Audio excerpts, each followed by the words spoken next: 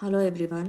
Exam ಹತ್ತಿರ ಬರ್ತಾ ಇದೆ, ಹಾಗಾಗಿ ರಿವಿಷನ್ ಮಾಡೋದಕ್ಕೆ ಟೈಮ್ ಸಾಕಾಗ್ತಿಲ್ಲ ಅನ್ನೋರು ಈ ಒಂದು ವಿಡಿಯೋ ನೋಡಿದರೆ ಆಲ್ಮೋಸ್ಟ್ ಇಂಪಾರ್ಟೆಂಟ್ ಕಾನ್ಸೆಪ್ಟ್ಸ್ ಮಾಡ್ದಂಗೆ ಆಗುತ್ತೆ. ಹಾಗಾಗಿ ಈ ಒಂದು ವಿಡಿಯೋ ನಿಮಗೆ ಯೂಸ್ ಆಗುತ್ತೆ ಅಂತ ಅಂದ್ಕೊಂಡಿದ್ದೇನೆ. ಫಸ್ಟು ಫಿಸಿಕ್ಸ್ ಅಂತ ಬಂದಾಗ ಇಂಪಾರ್ಟೆಂಟು ಚಾಪ್ಟರ್ ಯಾವುದು ಬರುತ್ತೆ ಅಂತಂದರೆ ಲೈಟ್ ಬರುತ್ತೆ. ಲೈಟಲ್ಲಿ ನಮಗೆ ಎರಡು ಥಿಯರಿ ಇಂಪಾರ್ಟೆಂಟ್ ಆಗುತ್ತೆ. ಒಂದು ಪಾರ್ಟಿಕಲ್ ಥಿಯರಿ, ಹಾಗೆಯೇ ವೇವ್ ಥಿಯರಿ.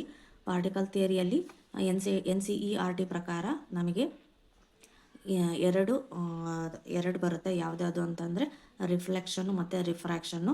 ಅದಲ್ಲದೆ ಸ್ವಲ್ಪ ಟೋಟಲ್ ಇಂಟರ್ನಲ್ ರಿಫ್ಲೆಕ್ಷನ್ ಇಂಪಾರ್ಟೆಂಟ್ ಆಗುತ್ತೆ. ಅದಲ್ಲದೆ ಇದರ ಅಪ್ಲಿಕೇಶನ್ಸ್ ಕೂಡ ತುಂಬಾ ಇಂಪಾರ್ಟೆಂಟ್ ಆಗುತ್ತೆ ಈ ಒಂದು ಲೈಟ್ ಚಾಪ್ಟರಲ್ಲಿ. ಹಾಗೆ ಲೈಟನ್ನ ಮೇಲೆ ನೋಡ್ಕೊಂಡು ಹೋಗೋದಾದರೆ ನೋಡ್ತಾ ಬರೋಣ ಏನೇನು ಪಾಯಿಂಟ್ಸು ನಮಗೆ ಇಂಪಾರ್ಟೆಂಟ್ ಆಗ್ತಾ ಬರುತ್ತೆ ಅಂತ. ಲೈಟ್ ಅಂದರೆ ಅದು ಒಂದು ರೇಡಿಯೇಷನ್. ಯಾವ ಥರ ರೇಡಿಯೇಷನ್? ಅದು ಎಲೆಕ್ಟ್ರೋಮ್ಯಾಗ್ನೆಟಿಕ್ ರೇಡಿಯೇಷನ್. ಎಲೆಕ್ಟ್ರೋಮ್ಯಾಗ್ನೆಟಿಕ್ ಅಂದರೆ ಅಲ್ಲಿ ಎಲೆಕ್ಟ್ರಿಕ್ಕಿಗೂ ಅದು ಏನೋ ಡಿಫ್ಲೆಕ್ಟ್ ಆಗುತ್ತೆ. ಅಂದರೆ ಡಿಫ್ಲೆಕ್ಟ್ ಅಂತಂದರೆ ಎಲೆಕ್ಟ್ರಿಕಲ್ಗೂ ಅದು ಸಂಬಂಧಪಟ್ಟಿರೋದು, ಮ್ಯಾಗ್ನೆಟಿಕ್ಗೂ ಸಂಬಂಧಪಟ್ಟಿರೋದು, ಇವೆರಡಕ್ಕೂ ಸಂಬಂಧಪಟ್ಟಿರೋದು. ಹಾಗೆ ಇವೆರಡು ಮೀಡಿಯಮಲ್ಲಿ ಏನಂತ ಅಪ್ಲೈ ಆಗುವಂತಹ ಒಂದು ರೇಡಿಯೇಷನ್ನು. ಅದರ ನೇಚರ್ ಎಲೆಕ್ಟ್ರೋಮ್ಯಾಗ್ನೆಟಿಕ್ ರೇಡಿಯೇಷನ್ ಅಂತ ಕರೀತಾರೆ ಲೈಟಿಂದು. ಅದರ ಸ್ಪೆಕ್ಟ್ರಮಲ್ಲಿ 400 ನ್ಯಾನೋಮೀಟರ್ಸ್ ಟು 750 ನ್ಯಾನೋಮೀಟರ್ಸು. ಹಾಗೆಯೇ ವಿಷುವಲ್ ಪಾರ್ಟಲ್ಲಿ ಅದು ನಮಗೆ ಗೊತ್ತಾಗ್ತಾ ಹೋಗುತ್ತೆ. ಸ್ಪೆಕ್ಟ್ರಮ್ ಅಂದರೆ ಗೊತ್ತಿರುತ್ತೆ ನಿಮಗೆ, ಈ ಥರ ಇರುತ್ತೆ, ಬೀಮ್ಸ್ ಇರುತ್ತೆ, ಇಲ್ಲಿ ವೇವ್ಲೆಂತ್ ಇರುತ್ತೆ. ಈ ಒಂದು ಎಲೆಕ್ಟ್ರೋಮ್ಯಾಗ್ನೆಟಿಕ್ ರೇಡಿಯೇಷನ್ಸಲ್ಲಿ ಇರುವಂತಹ ಸ್ಪೆಕ್ಟ್ರಮಲ್ಲಿ 400 ನ್ಯಾನೋಮೀಟರಿಂದ 750 ನ್ಯಾನೋಮೀಟರಲ್ಲಿರುವಂತಹ ಸ್ಪೆಕ್ಟ್ರಮಲ್ಲಿ ಬರುವಂಥದ್ದು ಯಾವುದು ನಮಗೆ ಲೈಟ್ ಅಂತ ಕರೀತಾರೆ. ಆಯಿತಾ? ಇದು light is a form of energy. ಒಂದು ಎನರ್ಜಿ. ಯಾವ ಥರ ಎನರ್ಜಿ ಇದು? ಸೆನ್ಸ್ ಆಫ್ ವಿಷನ್ ಮಾಡೋಕ್ಕೆ ಯೂಸ್ ಮಾಡುವಂತಹ ಒಂದು ಎನರ್ಜಿ ಏನಂತ ಕರೀತಾರೆ? ಲೈಟ್ ಎನರ್ಜಿ ಅಂತ ಕರೀತಾರೆ. ಇದು ಯಾವ ಥರ ಇರುತ್ತೆ? ಟ್ರಾನ್ಸ್ವರ್ಸ್ ವೇವ್ಸ್ ಇರುತ್ತೆ. ಯಾವ ವೇವ್ ಇರುತ್ತೆ ಅಂತ ಕೇಳಿದ್ರೆ ಇದು ಸೈನ್ ವೇವಾ, ಯಾವ ಥರ ವೇವ್ ಅಂತ ಕೇಳಿದಾಗ ಟ್ರಾನ್ಸ್ವರ್ಸ್ ವೇವ್ ಅಂತ ಹೇಳಬೇಕು ಲೈಟು. ಇಲ್ಲಿ ಟ್ರಸ್ಟ್ ಎರಡು ಇರುತ್ತೆ, ಹಾಗಾಗಿ ಇದು ಟ್ರಾನ್ಸ್ವರ್ಸ್ ವೇವ್ ಆಗುತ್ತೆ ಲೈಟು. ನೆಕ್ಸ್ಟ್ ಸ್ಪೀಡ್ ಎಷ್ಟು ಅಂತ ಕೇಳಿದಾಗ 3 × 10⁸ ಮೀಟರ್/ಸೆಕೆಂಡ್ ಅಂತ ಹೇಳಬೇಕು. ಹಾಗೆಯೇ ಇನ್ನೊಂದೇನು ಅಂದರೆ ಸ್ಪೀಡ್ ಬಗ್ಗೆ ಇನ್ನೊಂದು ಹೇಳಿದ್ದಾರೆ. ಯಾರು? ನ್ಯೂಟನ್ ಹೇಳಿದ್ದಾರೆ. ಅದನ್ನು ನಾನು ಮುಂದೆ ಹೇಳ್ತಾ ಹೋಗ್ತೇನೆ. ಇಷ್ಟಂತ ಕಲ್ತ್ಕೊಳ್ಳಿ. ಲೈಟಿನ ಸ್ಪೀಡ್ ಎಷ್ಟು ಅಂತ 3 × 10⁸ ಮೀಟರ್/ಸೆಕೆಂಡ್. ಇದನ್ನು ನೆನ್ಪಿಟ್ಕೊಳ್ಳಿ. Light travels in a straight line. ಯಾವಾಗಲೂ ಕೇಳ್ತಾರೆ ಲೈಟ್ ಯಾವ ಥರ ಮೂವ್ ಆಗುತ್ತೆ, ಟ್ರಾವೆಲ್ ಆಗುತ್ತೆ ಅಂತ. ಲೈಟು ಸ್ಟ್ರೇಟ್ ಲೈನಲ್ಲಿ ಮೂವ್ ಆಗುತ್ತೆ. ಅದಕ್ಕೆ ನಾವು ಲೈಟ್ ರೇಸ್ನ ಯಾವಾಗಲೂ ಈ ಥರ ಬರಿತೀವಿ, ಈ ಒಂದು ಸಿಂಬಲಲ್ಲೇ. ಯಾಕೆ ಬರಿತೀವಿ ಅಂತಂದರೆ light travels in a straight line. ಇದಕ್ಕೆ ಎಕ್ಸಾಂಪಲ್ ಏನು ಅಂತಂದರೆ ಶ್ಯಾಡೋ ಅಂತಂದರೆ ನಿಮಗೆ ಗೊತ್ತಿರಬೇಕು, ಅದನ್ನು ಮುಂದೆ ಹೇಳ್ತಾ ಹೋಗ್ತೀನಿ. ಶ್ಯಾಡೋ ಅಂದರೆ ಏನು ಅಂತ. ಇದಕ್ಕೆ ಎಕ್ಸಾಂಪಲ್ ಶ್ಯಾಡೋ ಅಂತ ನೆನ್ಪಿಟ್ಕೊಳ್ಳಿ. ಶ್ಯಾಡೋ ಅಂತಂದರೆ ನೆರಳು. ಅದರದ್ದು ಎಫೆಕ್ಟ್ ಏನು ಅಂದರೆ ಡೈಫ್ರಾಕ್ಷನ್ ಆಫ್ ಲೈಟ್. ಇದ್ರದ್ದು ಕೇಳ್ತಾರೆ, ನೀವು ನೆನ್ಪಿಟ್ಕೊಬೇಕು. Light travels in a straight line ಅಂದಾಗ ಎಕ್ಸಾಂಪಲ್ ಶ್ಯಾಡೋ ಅಂತ ಬರುತ್ತೆ. ಅದು ಯಾವ ಫಿನಾಮಿನಾ ಅಪ್ಲೈ ಆಗುತ್ತೆ ಲೈಟಲ್ಲಿ ಅಂತಂದರೆ ಡೈಫ್ರಾಕ್ಷನ್ ಆಫ್ ಲೈಟ್. ಓಕೆ, ಇಷ್ಟಂತೂ ಗೊತ್ತಾಯಿತು. ಇವಾಗ ಏನು ಅಂತಂದರೆ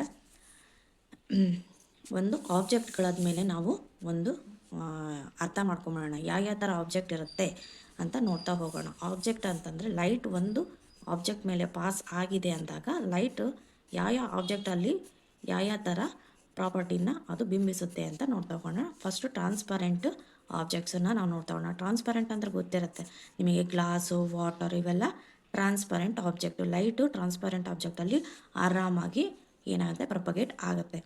ಟ್ರಾನ್ಸ್ಲೂಸೆಂಟ್ ಅಂತಂದರೆ ನೀವು ನೋಡಿರ್ಬೋದು, ಒಂದು ತೆಳ್ಳೂ ಇರುತ್ತೆ ಆದರೆ ಆ ಕಡೆಗೆ ಕಾಣಿಸ್ತಾ ಇರಲ್ಲ. ಎಕ್ಸಾಂಪಲ್ ಬಟರ್ ಪೇಪರ್ ಏನಾಗುತ್ತೆ, ತುಂಬ ತೆಳು ಇರುತ್ತೆ, ಬಟ್ ಆ ಕಡೆ ಏನಿರುತ್ತೆ ಅಂತ ನಮಗೆ ಕಾಣಿಸೋದಿಲ್ಲ. ಆದರೆ ಲೈಟು ಪಾಸ್ ಮಾಡೋದಕ್ಕೆ ಆ ಕಡೆ ಲೈಟ್ ಹಾಕಿದರೆ ಈ ಕಡೆಗೆ ನಮಗೆ ಲೈಟ್ ಒಂದು ಬೀಳ್ತಾ ಇರುತ್ತೆ, ಆದರೆ ನಮಗೆ ವಿಜುವಲೈಸೇಷನ್ ಇರಲ್ಲ. ಆ ಕಡೆ ಏನು ನಡೀತಾ ಇದೆ ಅಂತ ನಮಗೆ ಕಾಣಿಸಲ್ಲ, ಬಟ್ ಆ ಲೈಟ್ ಹಾಕಿದರೆ ಇಲ್ಲಿ ನಮಗೆ ಬೆಳಕು ಬೀಳ್ತಾ ಇರುತ್ತೆ. ಅಂಥದ್ದೇನು ಅಂದರೆ ಬಟರ್ ಪೇಪರ್ಗೆ example translucent object. Next opaque object ಅಂತಂದರೆ ಇವಾಗ ಶಾಡೋ. ಇವಾಗ ನೋಡಿ, ಇಲ್ಲೇ ಈ ಒಂದು ನೆರಳು ಬೀಳ್ತಾ ಇದೆ, ಪೆನ್ಸಿಲಿಂದ ನೆರಳು ಬೀಳ್ತಾ ಇದೆ. ಇದು ಒಂದು ಅಪೆಕ್ಯೂ ಸಬ್ಸ್ಟೆನ್ಸ್ ಅಂತಲೇ ಹೇಳ್ಬೋದು. ಯಾಕೆ ಅಂತಂದರೆ ಈ ಒಂದು ಬೆಳಕು ಇದು ಪೆನ್ಸಿಲ್ ಮೇಲೆ ಬೀಳ್ತಾ ಇರೋದು ಏನಾಗುತ್ತೆ, ರಿಫ್ಲೆಕ್ಟ್ ಆಗಿ ಹೋಗ್ಬಿಡುತ್ತೆ. ಅದು ರಿಫ್ಲೆಕ್ಟ್ ಆಗಲ್ಲ. ಹಾಗಾಗಿ ಅದಿಷ್ಟು ಪೋರ್ಷನ್ ಏನಾಗಿರುತ್ತೆ, ಇಲ್ಲಿ ಡಾರ್ಕ್ ಆಗಿ ಬರ್ತಾ ಹೋಗುತ್ತೆ. ನೋಡಿ, ಡಾರ್ಕ್ ಬರ್ತಾ ಇದೆನಾ, ಅಂದರೆ ನಮಗೆ ಇಷ್ಟು ಪೋರ್ಷನ್ ಏನಿದೆ, ಇಷ್ಟು ಪೋರ್ಷನ್ ಲೈಟ್ ಇಲ್ಲಿ ಪೆನ್ಸಿಲ್ ಮೇಲೆ ಬೀಳುವಂಥ ಲೈಟ್ ಏನಾಗಿದೆ, ಹೊರಗಡೆ ಬಂಬಾರ್ಡಿಂಗ್ ಆಗ್ಬಿಟ್ಟಿದೆ, ಹಾಗಾಗಿ ಹೋಗ್ಬಿಟ್ಟಿದೆ. ಅದಕ್ಕೆ ಇಲ್ಲೆಲ್ಲ ಲೈಟ್ ಬೀಳ್ತಾ ಇದೆ ಚೆನ್ನಾಗಿ, ಪೆನ್ಸಿಲ್ ಇರುವಂಥ ಪೋರ್ಷನಲ್ಲಿ ಮಾತ್ರ ಲೈಟ್ ಬೀಳ್ತಾ ಇಲ್ಲ. ಹಾಗಾಗಿ ಇದು ಒಂದು ಅಪೆಕ್ಯೂ ಒಂದು ಆಬ್ಜೆಕ್ಟ್ ಅಂತಲೇ ಹೇಳ್ಬೋದು. ಇದಕ್ಕೆ ನಮಗೆ ಶಾಡೋ ಬೀಳುತ್ತೆ. ಅಪೆಕ್ಯೂ ಆಬ್ಜೆಕ್ಟಿಗೆ ಮಾತ್ರ ಶಾಡೋ ಬೀಳುತ್ತೆ. ಆಯಿತಾ? ಯಾಕೆಂದರೆ ಅದರೊಳಗೆ ಲೈಟು ಪಾಸ್ ಆಗಲ್ಲ. ಇವೆಲ್ಲದಕ್ಕೂ ಏನು ಅಂತಂದರೆ ಶಾಡೋ ಬೀಳಲ್ಲ, ಯಾಕಂದರೆ ಪಾಸ್ ಆಗುತ್ತೆ. ಈ ಒಂದು ಒಪೆಕ್ಯೂ ಆಬ್ಜೆಕ್ಟಿಗೆ ಮಾತ್ರನೇ ಶಾಡೋ ಬೀಳತ್ತೆ. ಇದು ಕೂಡ ಎಕ್ಸಾಮ್ನಲ್ಲಿ ಕೇಳುವಂಥ ಚಾನ್ಸಸ್ ಇರುತ್ತೆ. ಹಾಗೆಯೇ ಶಾಡೋ ಬಿದ್ದರೆ ಯಾವ್ಯಾವ ಥರ ಇರುತ್ತೆ, ಒಂದು ಒಪೆಕ್ಯೂ ಆಬ್ಜೆಕ್ಟ್ ಅಂದರೆ ವುಡ್, ಇದು ಪೆನ್ಸಿಲ್ ಕೂಡ ವುಡ್ಡಿಂದನೇ ಮಾಡಿರೋದು, ಮೆಟಲ್ ಕೂಡ ವುಡ್ಡಿಂದನೇ. ನಾನು ಮೆಟಲ್ದು ತೋರಿಸ್ಬೇಕಾ? ನೋಡಿ ನೋಡಿ ಈ ಒಂದು ಮೆಟಲ್ದು ನೋಡಿ, ಇವಾಗ ನೋಡಿ ಇಷ್ಟು ಏನಾಗಿದೆ ಅಂತಂದರೆ ಶಾಡೋ ಬೀಳ್ತಾ ಇದೆ ತಾನೆ, ನೀಟಾಗಿ ಶಾಡೋ ಬೀಳ್ತಾ ಇದೆ. ಇದು ಕೂಡ ಮೆಟಲ್. ಹಾಗಾಗಿ ಮೆಟಲ್ಲು ಮತ್ತು ವುಡ್ಡು ಈ ಥರ ಒಂದು ಮೆಟೀರಿಯಲ್, ದಪ್ಪ ಇರುವಂಥ ಮೆಟೀರಿಯಲ್ಲು ಒಪೆಕ್ಯೂ ಆಬ್ಜೆಕ್ಟಿಗೆ ಒಂದು ಎಕ್ಸಾಂಪಲ್ ಅಂತಲೇ ಹೇಳ್ಬೋದು. ನೆಕ್ಸ್ಟು ಇದ್ರದ್ದು ಇನ್ನೊಂದು ಏನು ತಿಳ್ಕೊಳ್ಬೇಕು ಅಂತಂದರೆ ಕಲರ್. ಇದು ಈ ಪೆನ್ಸಿಲಿನ ಕಲರ್ ಬಗ್ಗೆ ಏನಾದರೂ ಹೇಳ್ತಾ ಇದ್ದೇನಾ ಅದು? ಇಲ್ಲ. ಆದರೆ ಇದು ಬರೀ ಜಸ್ಟ್ ಯಾವ ಶೇಪ್ ಇದೆ ಅಂತ ಮಾತ್ರ ಹೇಳುತ್ತೆ. ಅಂದರೆ ಒಂದು ಆ ಶಾಡೋ ಏನು ಹೇಳುತ್ತೆ, ಕಲರ್ ಹೇಳಲ್ಲ. ಆದರೆ ಆ ವಸ್ತುವಿನ ಒಂದು ಯಾವ ಶೇಪಲ್ಲಿದೆ ಅಂತ ಅಷ್ಟೇ ಹೇಳುತ್ತೆ. ಆ ವಸ್ತುವಿನ ಶೇಪ್ ಹೇಳುತ್ತೆ. ಪೆನ್ಸಿಲ್ ಚೂಪಿಗೆ ಈ ಥರ ಮುಂದ್ಗಡೆ ಚೂಪಿರುತ್ತೆ ಅನ್ನೋದು ಮಾತ್ರ ಹೇಳುತ್ತೆ, ಆಯಿತಾ? ಆ ಶೇಪನ್ನು ಡಿಟೆಕ್ಟ್ ಮಾಡ್ಬೋದು ಶಾಡೋಯಿಂದ, ಬಟ್ ಕಲರ್ನ ಡಿಟೆಕ್ಟು ಮಾಡಲಿಕ್ಕೆ ಆಗಲ್ಲ. ಇದು ಯಾವ ಪ್ರಾಪರ್ಟಿ ಮೇಲೆ ಹೋಗುತ್ತೆ ಅಂದರೆ light travels in a straight line ಅನ್ನೋ ಒಂದು ಲೈಟಿನ ಪ್ರಾಪರ್ಟಿ ಇದು ಹೇಳ್ತಾ ಹೋಗುತ್ತೆ. ಆದರೆ ಇಲ್ಲಿ ಎಫೆಕ್ಟ್ ಏನು ಯೂಸ್ ಆಗುತ್ತೆ ಅಂದರೆ ಡೈಫ್ರಾಕ್ಷನ್. ಯಾಕೆ ಅಂತಂದರೆ ಈ ಒಂದು ವಸ್ತು ಮೇಲೆ ಬಿದ್ದಿರುವಂಥ ಲೈಟ್ ಏನಾಗುತ್ತೆ ಅಂದರೆ ಬೊಂಬಾರ್ಡಿಂಗ್ ಆಗುತ್ತೆ. ಅಂದರೆ ಲೈಟು ಬಂದು ಬೆಂಡಾಗಿ ಹೋಗುತ್ತೆ, ಬೆಂಡಾಗಿ ಹೋಗ್ಬಿಟ್ಟು ಸೈಡಿಗೆ ಹೋಗುತ್ತೆ, ಬೆಂಡು ಆಗಿ ಸೈಡಿಗೆ ಹೋಗುತ್ತೆ. ಅದಕ್ಕೆ ಏನಂತ ಕರೀತಾರೆ? ಡೈಫ್ರಾಕ್ಷನ್ ಅಂತ ಕರೀತಾರೆ. ಇದಕ್ಕೆ ಇನ್ನೊಂದು ಡೈಫ್ರಾಕ್ಷನಿಗೆ ಇನ್ನೊಂದು ಎಕ್ಸಾಂಪಲ್ ಕೊಡಬೇಕು ಅಂದರೆ ಇವಾಗ ನೋಡಿ, ಬಾಗಿಲು ಸಂದಿಯಲ್ಲಿ ಲೈಟ್ ಬಂದ್ಬಿಟ್ಟು ಈ ಥರ, ಬಾಗಿಲು ಸಂದಿಯಲ್ಲಿ ಲೈಟ್ ಬಂದು ನೀವು ನೋಡ್ತಾ ಇರ್ತೀರ, ನೆಲದ ಮೇಲೆ ಈ ಥರ ಬಿದ್ದಿರುತ್ತೆ ಲೈಟ್. ಬೆಳಗಿನ ಜಾವ ಸ್ವಲ್ಪ ಬಾಗಿಲು ತೆಗೆದ್ರೆ ಬೆಳಕು ಬಂದಿರುತ್ತೆ. ಅದು ಕೂಡ ಏನಂತಾರೆ? ಡೈಫ್ರಾಕ್ಷನ್ ಆಫ್ ಲೈಟ್ಗೆ ಒಂದು ಎಕ್ಸಾಂಪಲ್. ಇಲ್ಲಿ ತನಕ ಅರ್ಥ ಆಯ್ತಲ್ವಾ? ನೆಕ್ಸ್ಟು ವೇವ್ ಥಿಯರಿ ನೋಡ್ತಗೋಣ. ಲೈಟ್ ಅಂದ ತಕ್ಷಣ ನಮಗೆ ಒಂದು ಇಂಪಾರ್ಟೆಂಟ್ ಕಾನ್ಸೆಪ್ಟ್ ಏನು ಬರಬೇಕು ಅಂದರೆ, ಲೈಟನ್ನು ಮುಂಚೆ 2 ಥಿಯರಿಯಾಗಿ ವಿಂಗಡಣೆ ಮಾಡಿದ್ದಾರೆ. ಒಂದು ಪಾರ್ಟಿಕಲ್ ಅಂತ, ಹಾಗೆಯೇ ವೇವ್ ಅಂತ. ಪಾರ್ಟಿಕಲ್ ಅನ್ನೋರು ಏನು ಕಾರ್ಪಸ್ಕಲ್ಸ್ ಅಂತ ಕರೀತಾರೆ. ಲೈಟ್ ಅನ್ನೋದು ಒಂದು ಪಾರ್ಟಿಕಲ್ ಆಗಿದೆ, ಅದು ಕಾರ್ಪಸ್ಕಲ್ಸ್ ಆಗಿದೆ. ಅದನ್ನು ಡೆಸ್ಕಾರ್ಟೈಸ್ ಅನ್ನೋರು ಹೇಳ್ತಾ ಹೋಗ್ತಾರೆ ಫಸ್ಟು. ಇದ್ರ ಮೇಲೆ ಇನ್ನೂ ಕೆಲವು ಸೈಂಟಿಸ್ಟ್ಗಳು ಅದನ್ನು ಡೆವಲಪ್ ಮಾಡ್ತಾ ಬರ್ತಾ ಇದ್ದಾರೆ, ಆಯಿತಾ? ಇವಾಗ ನ್ಯೂಟನ್ ಅನ್ನೋರು ಕೂಡ ಇದೇ ಪ್ರಾಪರ್ಟಿ ಮೇಲೆ ವರ್ಕ್ ಮಾಡಿದ್ದಾರೆ. ಅವ್ರು ಏನು ಹೇಳ್ತಾರೆ ಅಂತ ನೋಡ್ತಾ ಹೋಗೋಣ. ನ್ಯೂಟನ್ ಅನ್ನೋರು ಪಾರ್ಟಿಕಲ್ ಮಾಡೆಲ್ ಆಫ್ ಲೈಟ್ ಅನ್ನೋದನ್ನು ಹೇಳ್ತಾರೆ. ಆ ಒಂದು ಪಾರ್ಟಿಕಲ್ ಮಾಡೆಲ್ ಆಫ್ ಲೈಟ್ ಅನ್ನೋದು ಯಾವುದು ಅಂತಂದರೆ ಕಲರ್ ವೈಟ್ ಕಲರು, ಅಲ್ಲಿ ಎಲ್ಲ ಕಲರ್ಸು ಅಡಗಿದೆ ಅನ್ನೋ ಒಂದು ಎಕ್ಸ್ಪೆರಿಮೆಂಟು ನೀವು ನೋಡಿರ್ತೀರ ಸಾಮಾನ್ಯವಾಗಿ. ಅದು ಯಾವುದು ಅಂತಂದರೆ ಏನು, ನ್ಯೂಟನ್ಸ್ ಲೈಟ್ ಅನ್ನೋ ಒಂದು ಚಾಪ್ಟರ್ ಮೇಲೆ ಬರ್ತಾ ಹೋಗುತ್ತೆ. ಈ ಒಂದು ನ್ಯೂಟನ್ ಅನ್ನೋರು ಪಾರ್ಟಿಕಲ್ ಮಾಡೆಲ್ ಆಫ್ ಲೈಟಲ್ಲಿ ಏನೇನು ಅಂಶಗಳನ್ನು ಹೇಳ್ತಾ ಹೋಗಿದ್ದಾರೆ ಅಂದರೆ, ಏರ್, ವಾಟರ್, ಗ್ಲಾಸ್ ಅನ್ನೋ 3 ಮೀಡಿಯಮ್ ತೊಗೊಂಡಿದ್ದಾರೆ. ಅದರಲ್ಲಿ ಏರಲ್ಲಿ ಲೈಟು ಜಾಸ್ತಿ ಸ್ಪೀಡಲ್ಲಿ ಮೂವ್ ಆಗುತ್ತೆ ಅನ್ನೋದನ್ನು ನ್ಯೂಟನ್ ಅವರು ಹೇಳಿದ್ದಾರೆ, ಆಯಿತಾ?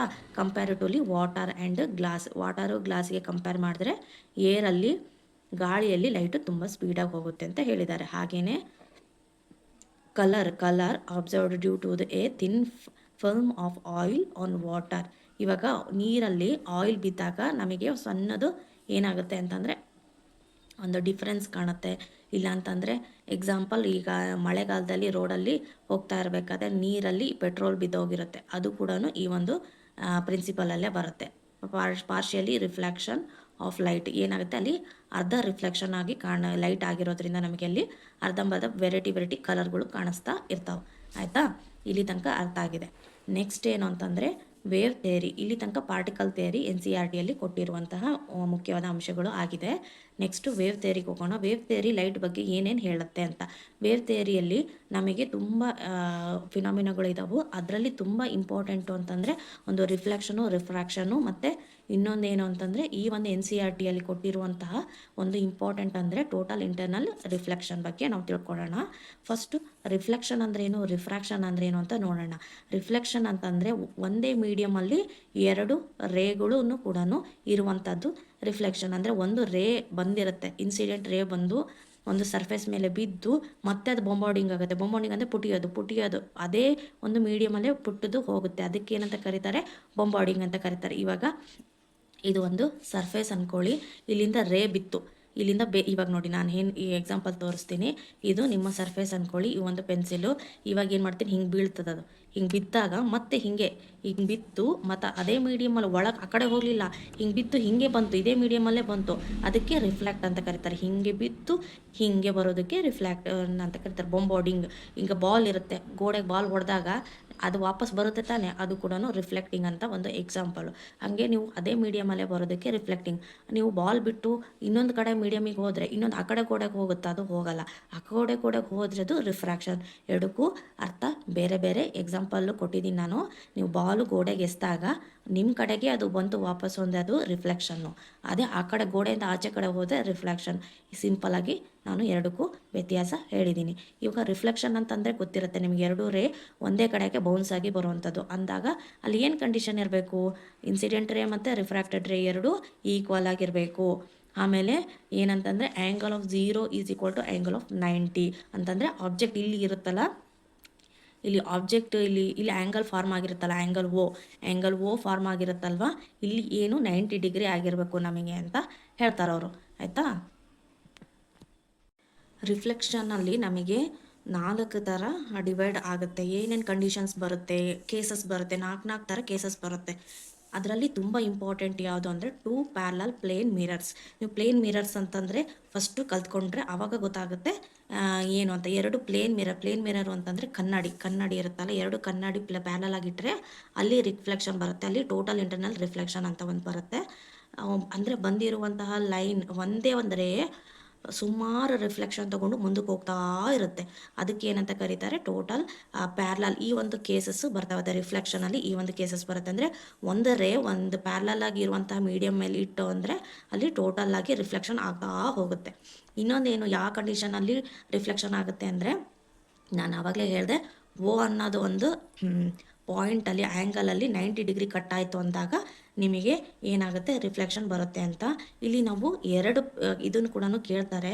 2 ಪ್ಲೇನ್ ಮಿರರ್ನ ನಾವು ಈ ಥರ 90 ಡಿಗ್ರಿಯಲ್ಲಿಟ್ಟಾಗ ನಮಗೆ ಆ್ಯಂಗಲ್ ಆಫ್ ರಿಫ್ಲೆಕ್ಷನ್ ಏನೇನಾಗುತ್ತೆ? ಇನ್ಸಿಡೆಂಟ್ ರೇ 30 ಆಗುತ್ತೆ, ರಿಫ್ಲೆಕ್ಟೆಡ್ ರೇ 30 ಆಗುತ್ತೆ. ಅಲ್ಲಿ ಓ ಅನ್ನೋದು 90 ಡಿಗ್ರಿ ಇರಲೇಬೇಕು.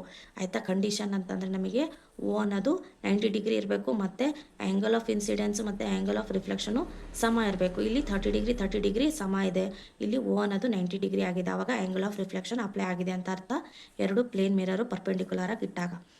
ಇವಾಗ ಏನು ಅಂತಂದರೆ ಇನ್ನೊಂದು ಕೇಸ್ ಏನು ಬರುತ್ತೆ ಅಂದರೆ, ಇವಾಗ ಇಲ್ಲಿಂದ ನೀವು ಏನು ಮಾಡ್ತೀರಿ? ಬಾಲ್ ನೀಟಾಗಿ ಈ ಕಡೆಗೆ ಒಂದು ವಾಲಿಗೆ ಬಿಸಾಡಿದಾಗ ಆ ಬಾಲು ನೀವು ಹಾಕಿದ್ದ ಆ್ಯಂಗಲಲ್ಲೇ ವಾಪಸ್ ಹೋಗಿದೆ ಅಂದಾಗ ಏನಾಗುತ್ತೆ ಅಂತ ಕೇಳ್ತಾರೆ. ಆವಾಗ ಯಾವುದೇ ಥರದ್ದು ಇಮೇಜು ಬೀಳಲ್ಲ, ಯಾಕೆಂದ್ರೆ ಅಲ್ಲಿ ಏನು ಆಗೋದೇ ಇಲ್ಲ, ಹೆಂಗೆ ಬಂದಿತ್ತು ಹಾಗೆ ವಾಪಸ್ ಹೋಗಿತ್ತು. ಯಾವಾಗ ಆಗುತ್ತೆ ಇದು ಅಂತಂದಾಗ ನೀವು ಬಾಲ್ ಎಸೆಯೋದಕ್ಕೂ ಮತ್ತು ಆ ಒಂದು ವಾಲ್, ಇವಾಗ ನಾನು ತೋರಿಸ್ತೀನಿ ನೋಡಿ. ಇವಾಗ ಹೀಗೆಲ್ಲ ಮಾಡಿದ್ರೆ ನಿಮಗೆ ಏನು ಬರ್ತಾ ಇದೆ? ಶಾಡೋ ಬರ್ತಾ ಇದೆ. ಆದರೆ ಇವಾಗ ನೋಡಿ, ಹೀಗಿಟ್ಟಾಗ ಶಾಡೋ ಬರುತ್ತಾ? ಇವಾಗ ನಾನು ಈ ಒಂದು ಪೆನ್ಸಿಲಿಂದು ತೋರಿಸ್ತೀನಿ. ಹೀಗೆ ಎಲ್ಲ ಈ ಒಂದು ಜಾಗ ನೋಡ್ತಾ ಇರಿ, ಪಾಯಿಂಟ್ ನೋಡ್ತಾ ಇರಿ, ಎಲ್ಲದಕ್ಕೂ ಬಂತು. ಆದರೆ ಇಲ್ಲಿ ನೋಡಿ, ಇವಾಗ ಈಗ ಅದು ಇದು ಇರೋದಕ್ಕೆ ಹಂಗೆ ಬರ್ತಾ ಇದೆ. ಇವಾಗ ತೋರಿಸ್ತೀನಿ ನಾನು. ಈಗ ನೋಡಿ, ಹಿಂಗಿದ್ದಾಗ ಬರುತ್ತಾ? ಬರಲ್ಲ. ಯಾಕೆ ಅಂತಂದರೆ ಇಲ್ಲಿ 90 ಡಿಗ್ರಿ ಕಟ್ ಆಗಿದೆ, ಬಟ್ ಏನು ಅಂತಂದರೆ ಹೆಂಗೆ ಲೈಟ್ ಬಂದಿತ್ತೋ ಹಾಗೆ ವಾಪಸ್ ಆಗುತ್ತೆ. ಆವಾಗ ಇಮೇಜ್ ಫಾರ್ಮೇಷನ್ ಆಗಲ್ಲ, ಡಿಫ್ಯೂಸ್ ಆಗ್ಬಿಡುತ್ತೆ, ಬಂದಿರೋದೆಲ್ಲ ಹೋಗ್ಬಿಡುತ್ತೆ. ಇಲ್ಲಿ ಇನ್ನೊಂದು ಏನಂದರೆ, ಈ ಥರ ಕೊಟ್ಟಾಗ 60 ಡಿಗ್ರಿಯಲ್ಲಿ 2 ಪ್ಲೇನು ಕೊಟ್ಟಾಗ ಏನಾಗುತ್ತೆ ಕಂಡೀಷನು ಅಂತ ಕೇಳಿದ್ದಾರೆ. 360 ಕೊಟ್ಟು ಎಲ್ಲಿ 60 ಡಿಗ್ರಿ ಆದಾಗ -1 ಈ ಒಂದು ಫಾರ್ಮುಲಾ ಹಾಕ್ಕೊಂಡು ನಾವು ಇಮೇಜನ್ನು ಎಲ್ಲಿ ಫಾರ್ಮ್ ಆಗುತ್ತೆ ಅನ್ನೋದನ್ನು ನೋಡಬಹುದು. ಈ 4 ಕೇಸಸ್ ಎದ್ರಲ್ಲಿ ಬರುತ್ತೆ? ರಿಫ್ಲೆಕ್ಷನ್ ಒಳಗೆ ಬರುತ್ತೆ. ಎಕ್ಸಾಮ್ನಲ್ಲಿ ಕೇಳ್ತಾರೆ, 2 ಮೀಡಿಯಮ್ಮು 2 ಪ್ಲೇನ್ ಮಿರರ್ ಕೊಟ್ಟಿರ್ತೀವಿ, ಪರ್ಪೆಂಡಿಕ್ಯುಲರ್ ಕೊಟ್ಟಾಗ ಏನಾಗುತ್ತೆ ಅಂತ ಕೇಳ್ತಾರೆ, ಅಥವಾ ಈ ಒಂದು ಕಂಡೀಷನ್ ಕೇಳ್ತಾರೆ. ಇವೆಲ್ಲ ಕೇಳಿದಾಗ ನೀವು ಆನ್ಸರ್ ಮಾಡಲಿಕ್ಕೆ ಈಸಿ ಆಗ್ತಾ ಹೋಗುತ್ತೆ. ನೆಕ್ಸ್ಟ್ ಪ್ಲೇನ್ ಮಿರರ್ ಅಂತ ನೋಡಿದ್ವಲ್ಲ, ಇಲ್ಲಿ ಪ್ಲೇನ್ ಮಿರರ್ ಅಂದ್ರೆ ಏನು? ಮಿರರಲ್ಲಿ ನಮಗೆ 2 ಥರ ಮಿರರ್ನ ನೋಡ್ತಾ ಹೋಗ್ತೀವಿ. ಆಯಿತಾ? ಅದರಲ್ಲಿ ಪ್ಲೇನ್ ಸರ್ಫೇಸ್ ಇರುವಂತಹ ಮಿರರು, ಇನ್ನೊಂದು ಏನಂತಂದರೆ ಸ್ಪೆರಿಕಲ್. ಈ ಥರ ಸ್ಪೆರಿಕಲ್ ಇರುತ್ತೆ. 2 ಕಂಡೀಷನ್ ನೋಡ್ತೀವಿ. ಅದರಲ್ಲಿ 3 ಥರ. ಒಂದು ಪ್ಲೇನ್ ಮಿರರು, ಇನ್ನೊಂದು ಏನು ಅಂತಂದರೆ ಕಾನ್ಕೇವ್ ಮಿರರು, ಇನ್ನೊಂದು ಕಾನ್ವೆಕ್ಸ್ ಮಿರರು. ಆಯಿತಾ? ಇವು 3 ಅರ್ಥ ಆಯಿತು ಅಂದ್ಕೊಂಡಿದ್ದೀನಿ. ಪ್ಲೇನ್ ಮಿರರ್ ಅಂತಂದರೆ ನಾವು ಕನ್ನಡಿ ನೋಡ್ತೀವಲ್ಲ, ಸರ್ಫೇಸ್ ಎಷ್ಟು ನೀಟ್ ಇರುತ್ತೆ ಅಲ್ವಾ ನಮ್ಮ ಕನ್ನಡಿದು, ಹಾಗೆ ಪ್ಲೇನ್ ಮಿರರು ಏನೇನು ಇಮೇಜನ್ನು ಫಾರ್ಮ್ ಮಾಡುತ್ತೆ ಅಂತಂದರೆ ವರ್ಚುವಲ್ ಮತ್ತು ಎರೆಕ್ಟ್. ಇದು ತುಂಬಾ ಇಂಪಾರ್ಟೆಂಟು. ವರ್ಚುವಲ್ ಮತ್ತು ಎರೆಕ್ಟ್ ಇಮೇಜನ್ನು ಕೊಡುತ್ತೆ. ಹಾಗೆ ಲ್ಯಾಟ್ರಲಿ ಇನ್ವರ್ಸ್ ಇರುತ್ತೆ. ಅಂದರೆ ಇವಾಗ ನೀವು ನೋಡಿರಬಹುದು, ಈ ಥರ ಲ್ಯಾಟ್ರಲ್ ಸರ್ಫೇಸ್ ಅಂತಾರೆ, ಇದರದ್ದು ಇನ್ವರ್ಸ್ ಆಗಿ ನಮಗೆ ಕೊಡುತ್ತೆ ಯಾವುದು? ನಮ್ಮದು ಒಂದು ಮಿರರ್. ಇದಕ್ಕೆ ಎಕ್ಸಾಂಪಲ್ ಕೇಳ್ತಾರೆ. ಆ್ಯಂಬುಲೆನ್ಸಲ್ಲಿ ಬರ್ದಿರ್ತಾರಲ್ಲ, ಬರಲ್ಲ, ಉಲ್ಟಾ ಬರೆದಿರ್ತಾರೆ. ಯಾಕೆ ಅಂತಂದರೆ, ಒಂದು ನಮಗೆ ಬಸ್ಸಲ್ಲಿ ಹೋಗಬೇಕಾದ್ರೆ ಅದು ತುಂಬಾ ಇಂಪಾರ್ಟೆಂಟ್ ಅಲ್ವಾ ಆ್ಯಂಬುಲೆನ್ಸು, ಅದು ನಮಗೆ ನೀಟಾಗಿ ಕಾಣಲಿ ಅಂತ ಹೇಳ್ಬಿಟ್ಟು ಆ್ಯಂಬುಲೆನ್ಸ್ನ ಉಲ್ಟಾ ಬರೆದಿರ್ತಾರೆ. ಇದು ಕೂಡ ಒಂದು ಅಪ್ಲಿಕೇಶನ್ ಈ ಒಂದು ಪ್ಲೇನ್ ಮಿರರ್ಗೆ. ನೆಕ್ಸ್ಟ್ ಏನಾಗುತ್ತೆ ಅಂದರೆ, ಈ ಒಂದು ಪ್ಲೇನ್ ಮಿರರ್ಗೆ ಎಲ್ಲಿ ಇಮೇಜ್ ಫಾರ್ಮೇಷನ್ ಆಗುತ್ತೆ ಅಂತ ಕೇಳ್ತಾರೆ. ಬಿಹೈಂಡ್ ದ ಮಿರರ್ ಅಂತಂದರೆ ಈ ಮಿರರ್ಗಿಂತ ಹಿಂದ್ಗಡೆ ಇಮೇಜ್ ಫಾರ್ಮೇಷನ್ ಆಗುತ್ತೆ, ಅದನ್ನು ನಾವು ನೋಡ್ತೀವಿ. ಹಿಂದ್ಗಡೆ ಫಾರ್ಮೇಷನ್ ಆಗಿರೋದನ್ನು ನಾವು ನೋಡ್ತೀವಿ. ಆಮೇಲೆ ಇದು behind the mirror, behind the mirror image formation ಎಲ್ಲಿ ಅಂತ ಕೇಳ್ತಾರೆ, ಬಿಹೈಂಡ್ ದ ಮಿರರ್ ಹಿಂದ್ಗಡೆ. ಆಯಿತಾ. ಮತ್ತು ಸೈಜ್ ಕೇಳ್ತಾರೆ. ಸೈಜು ನೀವು ಎಷ್ಟು ಡಿಸ್ಟೆನ್ಸ್ ಮೇಲೆ ಡಿಪೆಂಡ್ ಇದೆ. ಹತ್ತಿರ ಬಂದರೆ ಎಷ್ಟು ಹತ್ತಿರ ಇರ್ತೀರೋ ಅಷ್ಟು ದೊಡ್ಡದಾಗಿ ಇಮೇಜ್ ಕಾಣುತ್ತೆ, ದೂರ ಹೋದಂಗೆಲ್ಲ ಕಮ್ಮಿ ಕಾಣ್ತಾ ಹೋಗುತ್ತೆ. ಡಿಪೆಂಡ್ಸ್ ಆನ್ ಸೈಜ್, ಡಿಸ್ಟೆನ್ಸ್ ಮೇಲೆ ಡಿಪೆಂಡ್ ಇದೆ ಸೈಜು. ಓಕೆ, ಇಲ್ಲಿ ತನಕ ಅರ್ಥ ಆಯಿತು ಅಂದ್ಕೊಂಡಿದ್ದೀನಿ. ನೆಕ್ಸ್ಟ್ ತುಂಬ ಇಂಪಾರ್ಟೆಂಟ್ ಏನು ಅಂತಂದರೆ, ಸರಿ ಇದನ್ನು ಮಾಡಬೇಡ, ಇವಾಗ ಪ್ಲೇನ್ ಮಿರರ್ ಆಯ್ತಲ್ವ. ನೆಕ್ಸ್ಟು ಸ್ಪೆರಿಕಲ್ ಮಿರರ್ಸಿಗೆ ಹೋಗೋಣ. ಸ್ಪೆರಿಕಲ್ ಮಿರರ್ಸಲ್ಲಿ ನಮಗೆ ಏನೇನು ಅಂತಂದರೆ, ಸ್ಪೆರಿಕಲ್ ಮಿರರಲ್ಲಿ ನಮಗೆ ತುಂಬ ಇಂಪಾರ್ಟೆಂಟ್ NCERTಯಲ್ಲಿ ಕೊಟ್ಟಿರೋದೇನು ಅಂತಂದರೆ ಸ್ಪೂನನ್ನು ಕೊಟ್ಟಿದ್ದಾರೆ. ಸ್ಪೂನ್ ಯಾಕೆ ಎಕ್ಸಾಂಪಲ್ ಕೊಟ್ಟಿದ್ದಾರೆ ಅಂದರೆ, ಅಲ್ಲಿ ನಮಗೆ 2 ಥರ ಕಾಣಿಸ್ತಾ ಹೋಗುತ್ತೆ. ಒಂದು ಕಾನ್ಕೇವ್ ಮಿರರು, ಹಾಗೆಯೇ ಕಾನ್ವೆಕ್ಸ್ ಸರ್ಫೇಸ್ ಎರಡೂ ಇರುವಂತಹ ಒಂದು ಆಬ್ಜೆಕ್ಟ್ ಯಾವುದು ಅಂತಂದರೆ ಅದು ಒಂದು ಸ್ಪೂನ್. ಹಾಗಾಗಿ ಸ್ಪೂನ್ ಎಕ್ಸಾಂಪಲ್ನ ಕೊಟ್ಟಿದ್ದಾರೆ NCERT ಒಳಗೆ. ಇಲ್ಲಿ ನಾವು ಕಾನ್ಕೇವ್ ಮಿರರ್ ಬಗ್ಗೆ ನೋಡ್ತಾ ಹೋದರೆ ಅಲ್ಲಿ ನಮಗೆ ರೇ ಡಯಾಗ್ರಾಮ್ ನಿಮಗೆ ಗೊತ್ತಿದೆ, ನಾನೇನು ಎಕ್ಸ್ಪ್ಲೇನ್ ಮಾಡೋಕ್ಕೆ ಹೋಗಲ್ಲ. ಎಕ್ಸಾಂಪಲ್ ನೆನ್ನೆ ನಾನು ಒಂದು ವಿಡಿಯೋ ಹಾಕಿದ್ದೆ, ರೇ ಡಯಾಗ್ರಾಮ್ನ ಎಷ್ಟು ಈಸಿಯಾಗಿ ನಾವು ಅರ್ಥ ಮಾಡಿಕೊಂಡು ಈಸಿಯಾಗಿ ನೋಡ್ಕೊಂಡು ಹೋಗ್ಬೋದು ಅಂತ. ಇನ್ಫಿನಿಟಿ ಇದ್ದರೆ ಫೋಕಸಲ್ಲಿ ಇರುತ್ತೆ ಅಂತ, ಫೋಕಸಲ್ಲಿದ್ದರೆ ಇನ್ಫಿನಿಟಿಯಿಂದ ಬಂದಿದೆ ಅಂತ ನಾವು ಅರ್ಥ ಮಾಡ್ಕೋಬಹುದು. ಹಾಗೆಯೇ ಆ ಒಂದು ರೇ ಡಯಾಗ್ರಾಮು ಪಿಕ್ಚರ್ ಕೂಡ ನಾನು ನೋಡಿ ಹೇಳ್ತೇನೆ. ಈಗ ನೋಡಿ, ಕಾನ್ಕೇವ್ ಮಿರರ್ ಬಗ್ಗೆ ತುಂಬಾ ಇನ್ಫಾರ್ಮೇಷನ್ನು ತಿಳ್ಕೊಳ್ಬೇಕಾಗತ್ತೆ. ಇದರಲ್ಲಿ ಏನು ಕೇಳ್ತಾರೆ ಅಂದರೆ, ನೋಡಿ ಇಲ್ಲಿ ನೋಡ್ತಾ ಬಂದರೆ ಅಟ್ ಇನ್ಫಿನಿಟಿ ಅಂತಂದರೆ ಫೋಕಸ್ ಎಲ್ಲಿರುತ್ತೆ, ಅಟ್ ಫೋಕಸ್ ಇಮೇಜ್ ಎಲ್ಲಿ ಫಾರ್ಮ್ ಆಗುತ್ತೆ, ಫೋಕಸಲ್ಲಿ. ಆಯಿತಾ. ಅದೇ ಥರನೇ ಫೋಕಸಲ್ಲಿ ನೀವು ಆಬ್ಜೆಕ್ಟ್ ಇಟ್ಟರೆ ಇನ್ಫಿನಿಟಿಯಲ್ಲಿ ನಿಮಗೆ ಇಮೇಜ್ ಫಾರ್ಮೇಷನ್ ಆಗುತ್ತೆ. ಇದು ನೆನ್ಪಿಟ್ಕೊಳ್ಳಿ. Okay. Next, behind the C position of the ಆಬ್ಜೆಕ್ಟನ್ನ ನೀವು ಸಿ ಹಿಂದ್ಗಡೆ ಇಟ್ಟರೆ ಇಮೇಜ್ ಎಲ್ಲಿ ಫಾರ್ಮ್ ಆಗುತ್ತೆ, F ಮತ್ತು C ಮಧ್ಯ ಆಗುತ್ತೆ. ಅದೇ ಥರನೇ ನೀವು ಆಬ್ಜೆಕ್ಟನ್ನು F ಮತ್ತು ಬಿಟ್ವೀನ್ C ಆ್ಯಂಡ್ F ಮಧ್ಯೆ ಇಟ್ಟರೆ ಎಲ್ಲಿ ಇಮೇಜ್ ಫಾರ್ಮೇಷನ್ ಆಗುತ್ತೆ, ಬಿಹೈಂಡ್ ದ ಸಿ. ಇದು ಕೂಡ ನೆನ್ಪಿಟ್ಕೊಳ್ಳಿ. ಹಾಗೆಯೇ ಆಬ್ಜೆಕ್ಟ್ ಸಿಯಲ್ಲಿತ್ತು ಅಂದರೆ ಮತ್ತು ಪೊಸಿಷನ್ ಆಫ್ ದ ಇಮೇಜ್ ಕೂಡ ಸಿಯಲ್ಲೇ ಇರುತ್ತೆ. ಇದು ಈಸಿ ಮೆಥಡಾಗಿ ಟ್ರಿಕ್ಕಾಗಿ ನೆನ್ಪಿಟ್ಕೊಳ್ಳೋಕ್ಕೆ ಒಂದು ಟ್ರಿಕ್ ಅಂತಲೇ ಹೇಳ್ಬೋದು. ನೆಕ್ಸ್ಟ್ ಸೈಜ್ ಬಗ್ಗೆ ನೋಡ್ತಾ ಹೋಗೋಣ. ಇದು ಪೊಸಿಷನ್ಸ್ ಆಯಿತು. Next size. ಕಾನ್ಕೇವ್ ಮಿರರಲ್ಲಿ ಇನ್ಫಿನಿಟಿಯಲ್ಲಿ ನಾವು ಆಬ್ಜೆಕ್ಟ್ ಇಟ್ಟಾಗ ಫೋಕಸ್ಸು ಅಲ್ಲಿ ಇಮೇಜ್ ಫಾರ್ಮೇಷನ್ ಆಗುತ್ತೆ. ಯಾವ ಥರ ಇರುತ್ತೆ ಅಂದರೆ, ಹೈ ಡಿಮಿನಿಷ್ಡ್ ಪಾಯಿಂಟ್ ಸೈಜು ತುಂಬ ಚಿಕ್ಕದಿರುತ್ತೆ ಮತ್ತು ಡಿಮಿನಿಷ್ಡ್ ಇಮೇಜ್ ಇರುತ್ತೆ, ಪಾಯಿಂಟ್ ಸೈಜಲ್ಲಿ ಇರುತ್ತೆ. ಹಾಗೆಯೇ ಯಾವ ಥರ ಇರುತ್ತೆ ಅಂದರೆ ರಿಯಲ್ ಆ್ಯಂಡ್ ಇನ್ವರ್ಟೆಡ್. ಅಲ್ಲಿ ಏನಿರುತ್ತೆ ಅಂದರೆ ಯಾವ ಥರ ಇಮೇಜ್ ಇರುತ್ತೋ ಅದೇ ಥರನೇ ಇಮೇಜ್ ಇರುತ್ತೆ, ಬಟ್ ಇನ್ವರ್ಟೆಡ್ ಇರುತ್ತೆ, ಅಂದರೆ ಉಲ್ಟಾಯೇ ಇರುತ್ತೆ. ಆಯಿತಾ. ನೆಕ್ಸ್ಟ್, ಬಿಹೈಂಡ್ ದ ಸಿ ಅಲ್ಲಿ ಆಬ್ಜೆಕ್ಟ್ ಇಟ್ಟಾಗ F ಮತ್ತು C ಮಧ್ಯದಲ್ಲಿ ಏನಿರುತ್ತೆ, ಇಮೇಜ್ ಫಾರ್ಮೇಷನ್ ಆಗುತ್ತೆ, ಡಿಮಿನಿಷ್ಡ್ ಇರುತ್ತೆ. ಆಯಿತಾ. ಸ್ವಲ್ಪ ಡಿಮಿನಿಷ್ಡ್ ಇರುತ್ತೆ. ರಿಯಲ್ ಆ್ಯಂಡ್ ಇನ್ವರ್ಟೆಡ್, ಅಲ್ಲೂ ಕೂಡ ರಿಯಲ್ ಮತ್ತು ಇನ್ವರ್ಟೆಡೇ ಇರುತ್ತೆ. ಅಟ್ ಸಿಯಲ್ಲಿ ಏನಾಗುತ್ತೆ, ಆಬ್ಜೆಕ್ಟ್ ಇಟ್ಟಾಗ ಇದು ಇಮೇಜ್ ಫಾರ್ಮೇಷನು ಅಟ್ ಸಿಯಲ್ಲೇ ಆಗುತ್ತೆ. ಸೇಮ್ ಸೈಜ್ ಆಗುತ್ತೆ, ಸೈಜಲ್ಲಿ ಏನು ವ್ಯತ್ಯಾಸ ಇಲ್ಲ, ರಿಯಲ್ ಆ್ಯಂಡ್ ಇನ್ವರ್ಟೆಡೇ ಇರುತ್ತೆ. ಮತ್ತು ಬಿಟ್ವೀನ್ C ಆ್ಯಂಡ್ F ಮಧ್ಯದಲ್ಲಿ ಆಬ್ಜೆಕ್ಟ್ ಇಟ್ಟಾಗ ಬಿಹೈಂಡ್ ದ ಸಿ ಮತ್ತು ಹಿಂದಕ್ಕೆ ಹೋಗುತ್ತೆ, ಸಿಗಿಂತ ಹಿಂದೆ ಆಬ್ಜೆಕ್ಟ್ ಫಾರ್ಮೇಷನ್ ಆಗುತ್ತೆ. ಇಲ್ಲಿ ಎನ್ಲಾರ್ಜ್ ನೋಡಿ, ಇವೆಲ್ಲ ಡಿಮಿನಿಷ್ಡ್ ಆಯಿತು, ಇಲ್ಲಿ ಮಾತ್ರ ಎನ್ಲಾರ್ಜ್ ಬಂತು. ಎಲ್ಲಿ ಎನ್ಲಾರ್ಜ್ ಬಂತು, ಬಿಹೈಂಡ್ ದ ಸಿ ಹಿಂದ್ಗಡೆ ಇಮೇಜ್ ಫಾರ್ಮೇಷನ್ ಆದರೆ ಎನ್ಲಾರ್ಜ್ ಆಗುತ್ತೆ. ಇದು ಕೇಳ್ತಾರೆ, ಯಾಕೆ ಅಂದರೆ ಡಿಫ್ರೆಂಟ್ ಆಗಿದೆ, ಇದಕ್ಕೆ ಕೇಳ್ತಾರೆ. ಕಾನ್ಕೇವ್ ಮಿರರಲ್ಲಿ ಇಮೇಜು ಎನ್ಲಾರ್ಜ್ ಆಗಿರುತ್ತೆ, ಆದರೆ ಕಂಡೀಷನ್ ಏನು, ಬಿಟ್ವೀನ್ C ಆ್ಯಂಡ್ F ಆಬ್ಜೆಕ್ಟಲ್ಲಿ ಇದ್ದಾಗ ಇಮೇಜು ಬಿಯಾಂಡ್ ಸಿಯಲ್ಲಿ ಆಗುತ್ತೆ, ಹಾಗಾಗಿ ಎನ್ಲಾರ್ಜ್ ಇಮೇಜ್ ಆಗುತ್ತೆ. ಹಾಗಾದರೆ ನೇಚರ್ ಆಫ್ ದ ಇಮೇಜ್ ಏನು, ರಿಯಲ್ ಆ್ಯಂಡ್ ಇನ್ವರ್ಟೆಡ್. ಇವಾಗ ಅಟ್ ಫೋಕಸಲ್ಲಿ ನಾವು ಆಬ್ಜೆಕ್ಟ್ ಇಟ್ಟಾಗ ಇನ್ಫಿನಿಟಿಯಲ್ಲಿ ನಮಗೆ ಇಮೇಜು ಫಾರ್ಮ್ ಆಗುತ್ತೆ. ಹೈಲಿ ಎನ್ಲಾರ್ಜ್ ಆಗಿ ತುಂಬ ಎನ್ಲಾರ್ಜ್ ಆಗಿರುತ್ತೆ, ರಿಯಲ್ ಆ್ಯಂಡ್ ಇನ್ವರ್ಟೆಡ್ ಆಗಿ ಇರುವಂತಹ ನೇಚರ್ ಅದು. ಇನ್ನೊಂದು ಬಿಟ್ವೀನ್, ಇದು ತುಂಬಾ important, between pole and F. Pole ಅಂದರೆ ಗೊತ್ತಾ, ಇಲ್ಲಿ ಪೋಲ್ ಅಂತ ಕರೀತಾರೆ, ಪೋಲಿಂದ F ಮಧ್ಯದಲ್ಲಿ ಇದ್ದರೆ ಆಬ್ಜೆಕ್ಟು ಬಿಹೈಂಡ್ ದ ಮಿರರ್ ಹಿಂದ್ಗಡೆ ಏನಾಗುತ್ತೆ, ಫಾರ್ಮ್ ಆಗುತ್ತೆ, ಇಮೇಜ್ ಫಾರ್ಮ್ ಆಗುತ್ತೆ. ಅದು ಯಾವ ಥರ ಇರುತ್ತೆ, ಎನ್ಲಾರ್ಜ್ ದೊಡ್ಡದಾಗುತ್ತೆ. ವರ್ಚುವಲ್ ಆ್ಯಂಡ್ ಎರೆಕ್ಟ್, ವರ್ಚುವಲ್ ಅಂತಂದರೆ ಮೇಲಿರುತ್ತೆ, ಇಲ್ಲೆಲ್ಲ ಕೆಳಗಿತ್ತಲ್ಲಪ್ಪ, ವರ್ಚುವಲ್ ಆ್ಯಂಡ್ ಎರೆಕ್ಟ್ ಮೇಲ್ಗಡೆ ಮತ್ತು ಕರೆಕ್ಟ್ ಸೈಜಲ್ಲಿ ಇರುತ್ತೆ. ಯಾವಾಗ ಅಂತಂದರೆ ಈ ಒಂದು ಆ, ಈ ಒಂದು ಕಂಡೀಷನ್ ತುಂಬಾ ಇಂಪಾರ್ಟೆಂಟ್. ಯಾವಾಗ ಇಲ್ಲಿ ಪೋಲು ಮತ್ತು ಎಫ್ ಮಧ್ಯದಲ್ಲಿ ಆಬ್ಜೆಕ್ಟ್ ಇಟ್ಟಾಗ ಬಿಹೈಂಡ್ ದ ಮಿರರ್ ಹಿಂದ್ಗಡೆ ಇಮೇಜ್ ಫಾರ್ಮ್ ಆಗುತ್ತೆ, ಎನ್ಲಾರ್ಜ್ ಆಗುತ್ತೆ, ವರ್ಚುವಲ್ ಆ್ಯಂಡ್ ಎರೆಕ್ಟ್. ಈ ಒಂದು ಟೇಬಲಲ್ಲಿ ನಾವು ಈ 2 ಪಾಯಿಂಟಿಗೆ ತುಂಬ ಇಂಪಾರ್ಟೆನ್ಸ್ ಕೊಡಬೇಕು. ಆಯಿತಾ? ನೆಕ್ಸ್ಟ್ ನೋಡೋಣ, ಎಲ್ಲೆಲ್ಲಿ ಕಾನ್ಕೇವ್ ಮಿರರ್ನ ಯೂಸ್ ಮಾಡ್ತಾರೆ ಅಂತ ನೋಡ್ತಾ ಹೋಗೋಣ. ಟಾರ್ಚ್ ಈ ಥರ ಇರುತ್ತಲ್ವಾ, ಹೀಗಿರಬೇಕು. ನಮಗೆ ರಿಫ್ಲೆಕ್ಷನ್ ಆಗಬೇಕು, ಲೈಟ್ ಜಾಸ್ತಿ ಬೇಕು ಅಂತಂದರೆ ಹೀಗಿರಬೇಕು. ಹಾಗಾಗಿ ಟಾರ್ಚ್ ಲೈಟಲ್ಲಿ ಕಾನ್ಕೇವು ಮಿರರ್ ಯೂಸ್ ಮಾಡ್ತಾರೆ. ಯಾಕೆ ಟಾರ್ಚ್ ಲೈಟಲ್ಲಿ ಯೂಸ್ ಮಾಡ್ತಾರೆ ಅಂದರೆ, ಟಾರ್ಚ್ ಲೈಟ್ ಏನು ಮಾಡುತ್ತೆ, ಇದು ಕಾನ್ಕೇವ್ ಲೆನ್ಸ್ ಏನಕ್ಕೆ ಯೂಸ್ ಮಾಡ್ತಾರೆ ಅಂದರೆ, ನಮಗೆ ಲಾರ್ಜ್ ಪ್ಯಾರಲಲ್ ಲೈನ್ಸ್ ಬರಬೇಕು. ಆಯಿತಾ? ಹಾಗಾಗ್ಬಿಟ್ಟು ಕಾನ್ಕೇವು ಮಿರರ್ನ ಟಾರ್ಚಲ್ಲಿ ಯೂಸ್ ಮಾಡ್ತಾರೆ. ಇವಾಗ ಈ ಒಂದು ಲೈಟು ಹಿಂಗೆ ಬಿದ್ದು ಹಿಂಗೆ ಬೀಳುತ್ತೆ, ಹಿಂಗೆ ಬಿದ್ದು ಹಿಂಗೆ ಬೀಳುತ್ತೆ, ಹಿಂಗೆ ಬಿದ್ದು ಹಿಂಗೆ ಬೀಳುತ್ತೆ. ಅರ್ಥ ಆಗ್ತಿದೆನಾ? ಇನ್ನೊಂದು ಸರಿ ಹೇಳ್ತೀನಿ, ದೊಡ್ಡದಾಗಿ ಹಾಕ್ಬಿಟ್ಟು ಹೇಳ್ತೀನಿ. ಇವಾಗ ಇದು ಒಂದು ಲೈಟ್ ಬಲ್ಬಪ್ಪ, ಚಿಕ್ಕ ಬಲ್ಬ್ ಇಟ್ಟಿರ್ತಾರೆ. ಅದ್ರ ಸುತ್ತ ಏನಂದರೆ ಒಂದು ಗ್ಲಾಸ್ ಹಾಕಿರ್ತಾರೆ, ಗೊತ್ತಿರ್ಬೋದು ನಿಮ್ಗೆ. ಹಿಂಗೆ ಗ್ಲಾಸ್ ಹಾಕಿರ್ತಾರೆ. ಯಾಕೆ ಅಂತಂದರೆ ನಮಗೆ ಪ್ಯಾರಲಲ್ಲು ಬೀಮ್ ಬೇಕು ಇಲ್ಲಿ. ಆಯಿತಾ? ನಿಮ್ಮ ಟಾರ್ಚ್ ಹಿಂಗಿದ್ದೆ ಅಂದಾಗ ಲೈಟ್ ಹಿಂಗೆ ಹೋಗ್ತಾ ಇರುತ್ತೆ. ಹೌದಾ? ಯಾಕೆ ಹೆಂಗೆ ಹೋಗುತ್ತೆ ಅಂದರೆ, ಈ ಒಂದು ಲೈಟ್ ಬರೋದು ಈ ಒಂದು ಗ್ಲಾಸ್ ಮೇಲೆ ಬಿದ್ದು ಹೀಗೆ ಬರುತ್ತೆ, ಪ್ಯಾರಲಲ್ ಲೈನ್ಸ್ ಬರ್ತಾ ಹೋಗುತ್ತೆ. ಹೀಗೆ ನಮಗೆ ಪ್ಯಾರಲಲ್ ಲೆನ್ಸ್ ಬೇಕು. ಹಾಗಾಗಿ ಕಾನ್ಕೇವ್ ಮಿರರ್ನ ಯೂಸ್ ಮಾಡ್ತೀವಿ. ಎಲ್ಲಿ? ಟಾರ್ಚ್ ಲೈಟಲ್ಲಿ. ಮತ್ತು ಡೆಂಟಿಸ್ಟ್ ಅವರು ಕೂಡ ಅದನ್ನೇ ಯೂಸ್ ಮಾಡ್ತಾರೆ.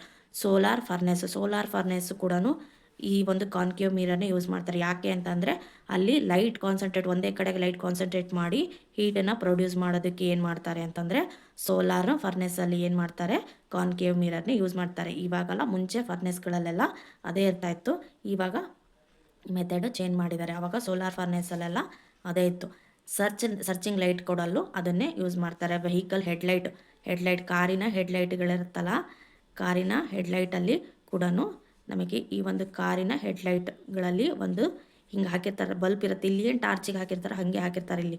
ಅಲ್ಲಿ ಕೂಡ ನಮಗೆ ಏನು ಬೇಕು, ಇದು ಏನು ಬೇಕಾಗುತ್ತೆ, ಇದು ವೆಹಿಕಲಿನ ಹೆಡ್ಲೈಟಲ್ಲೂ ನಮಗೆ ಕಾನ್ಕೇವ್ ಮಿರರೇ ಹಾಕಿರ್ತಾರೆ. ಶೇವಿಂಗ್ ಮಿರರಲ್ಲೂ ಅದೇ ಇರುತ್ತೆ. ಇಷ್ಟು ಅರ್ಥ ಆಯಿತು ಅಂದ್ಕೊಂಡಿದ್ದೀನಿ. ನೆಕ್ಸ್ಟು ಇಂಪಾರ್ಟೆಂಟ್ ಪಾಯಿಂಟ್ಸ್, ಏನೇನು ಇಂಪಾರ್ಟೆಂಟ್ ಪಾಯಿಂಟ್ಸ್ ಕಾನ್ಕೇವ್ ಮಿರರಲ್ಲಿ ಅಂತ ನೋಡ್ತಾ ಹೋಗೋಣ. ಇದು ಡಯಾಗ್ರಾಮೆಟಿಕ್ ಪಾರ್ಟಲ್ಲಿ ಬರುವಂಥದ್ದು, ರಿಯಲ್ ಆ್ಯಂಡ್ ಇನ್ವರ್ಟೆಡ್ಡು 5th ಪಾಯಿಂಟ್ ಇತ್ತಲ್ಲ, ಅದು ತುಂಬಾ ಇಂಪಾರ್ಟೆಂಟು. ಮತ್ತು ವರ್ಚುವಲ್ಲು ಎಲ್ಲಿ ಬರುತ್ತೆ, ವರ್ಚುವಲ್ ಇಮೇಜು ಅಂತ ಅನ್ನೋದು ಇಂಪಾರ್ಟೆಂಟ್ ಆಗುತ್ತೆ. ಕಾನ್ಕೇವ್ ಮಿರರ್ ಅಂತಂದರೆ ಕಾನ್ವರ್ಜಿಂಗ್ ಮಿರರ್ ಅಂತ ಕರೀತಾರೆ. ಸಾರಿ, ಈ ಪಾಯಿಂಟನ್ನು ನಾನು ಬಿಟ್ಬಿಟ್ಟಿದ್ದೆ.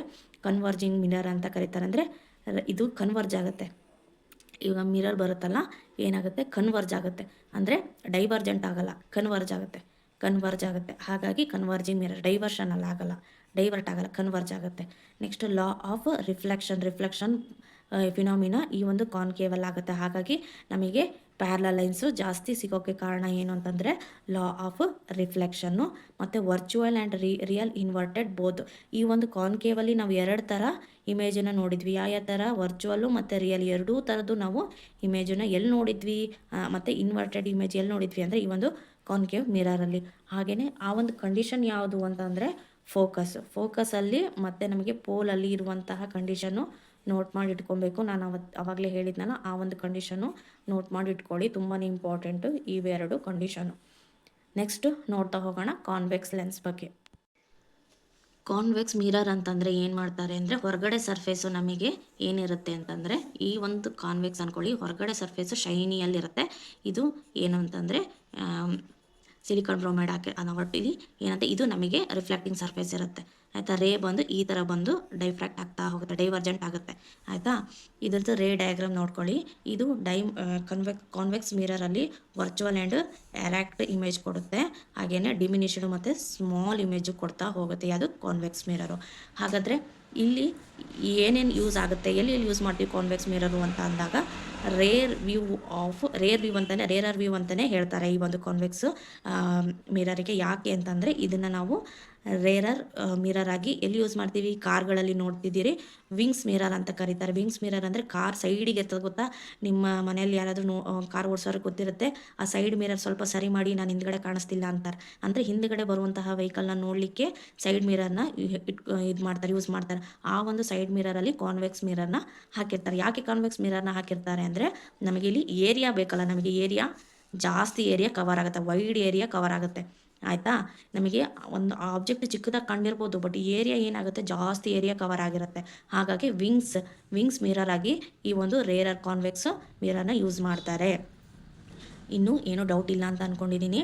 ನೆಕ್ಸ್ಟು ಟಾಲ್ ಬಿಲ್ಡಿಂಗ್ಸಲ್ಲಿ ಕೂಡ ಈ ಒಂದು ರೇರರ್ ಕಾನ್ವೆಕ್ಸ್ ಮಿರರ್ನ ಯೂಸ್ ಮಾಡ್ತಾರೆ. ಯಾಕೆ ಅಂತಂದರೆ ಆ ಒಂದು ಇದು ಟಾಲ್ ಬಿಲ್ಡಿಂಗಲ್ಲಿ ಏರಿಯಾ ಜಾಸ್ತಿ ಕವರ್ ಆಗಲಿ ಅನ್ನೋ ಒಂದು ಉದ್ದೇಶಕ್ಕೋಸ್ಕರನೇ ಈ ಒಂದು ಕಾನ್ವೆಕ್ಸ್ ಮಿರರ್ನ ಯೂಸ್ ಮಾಡ್ತಾರೆ. ಕಾನ್ವೆಕ್ಸ್ ಅಂದ ತಕ್ಷಣ ನಿಮಗೆ ನೆನಪಾಗ್ಬಿಡ್ಬೇಕು, ಒಂದು ಕಾರ್ವಿಂಗ್ಸ್ ಮಿರರ್ ನೆನಪಾಗ್ಬಿಡ್ಬೇಕು. ಹಾಗೆಯೇ ಜಾಸ್ತಿ ಕವರ್ ಆಗಿರುವಂತಹ ಏರಿಯಾ ನೆನಪಾಗ್ಬಿಡ್ಬೇಕು. ಹಾಗೆಯೇ ರಿವರ್ಸ್ ತೊಗೊಳ್ಳೋದು ನೆನಪಾಗ್ಬಿಡ್ಬೇಕು. ರಿವರ್ಸ್ ತೊಗೊಳಕ್ಕೆ ನಿಮಗೆ ಜಾಸ್ತಿ ಏರಿಯಾ ಗೊತ್ತಾಗಬೇಕಲ್ವಾ, ಹಾಗಾಗಿ ಕಾನ್ವೆಕ್ಸ್ ಲೆನ್ಸ್ನ ಯೂಸ್ ಮಾಡ್ತಾರೆ ಅಂತ ನೆನ್ಪಿಟ್ಕೊಳ್ಳಿ ಟ್ರಿಕ್ಕು. ಹಾಗೆಯೇ ಕಾನ್ವೆಕ್ಸ್ ಮಿರರ್ನ ಎಲ್ಲೆಲ್ಲಿ ಯೂಸ್ ಮಾಡ್ತಾರೆ ಅಂತ ಗೊತ್ತಾಯಿತು. ಹಾಗೆ ಇದರದ್ದು ಮೇನ್ ಪಾಯಿಂಟ್ಸನ್ನು ತಿಳ್ಕೊಳ್ತಾ ಹೋಗೋಣ. ಇದು ಒಂದು ಡೈವರ್ಜಿಂಗ್ ಮಿರರು, ಹಾಗೆಯೇ ವರ್ಚುವಲ್ ಆ್ಯಂಡ್ ಎರಾಕ್ಟ್ ಇಮೇಜನ್ನು ಕೊಡುತ್ತೆ, ವೈಡ್ ಏರಿಯಾ ಕವರ್ ಮಾಡುತ್ತೆ.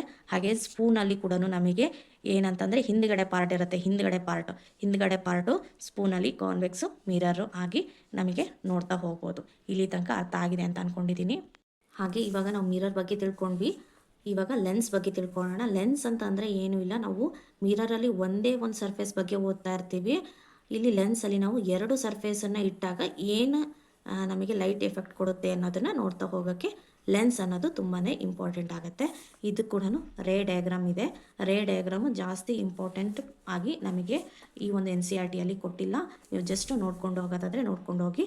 ಇದರ ಅಪ್ಲಿಕೇಶನ್ಸು ತುಂಬಾ ಇಂಪಾರ್ಟೆಂಟ್ ಆಗುತ್ತೆ ಈ ಒಂದು NCERT ಒಳಗೆ. ಸೊ ನಾನು ಹಾಗಾಗಿ ಅಪ್ಲಿಕೇಶನ್ಸ್ ಬಗ್ಗೆ ಹೆಚ್ಚು ಇಂಪಾರ್ಟೆನ್ಸ್ನ ಕೊಡ್ತೀನಿ.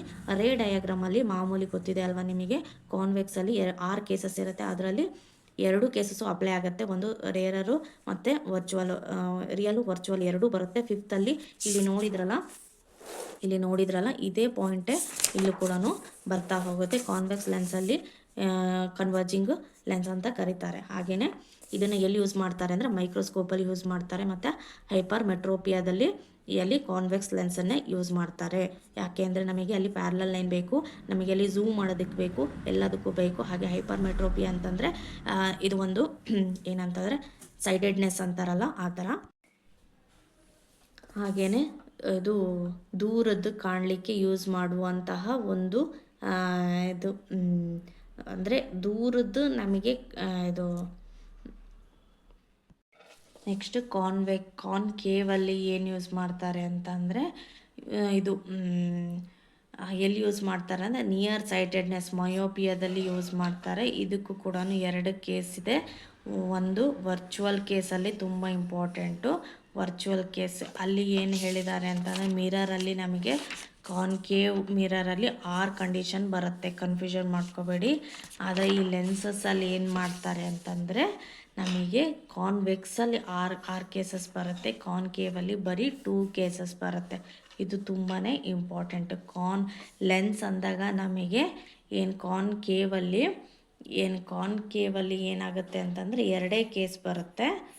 ಕಾನ್ವೆಕ್ಸಲ್ಲಿ ನಮಗೆ 6 ಕೇಸಸ್ ಬರುತ್ತೆ. ಇಲ್ಲಿ 6 ಕೇಸಸ್ಸು, ಇಲ್ಲಿ ಬರೀ 2 ಕೇಸಸ್ ಬರುತ್ತೆ.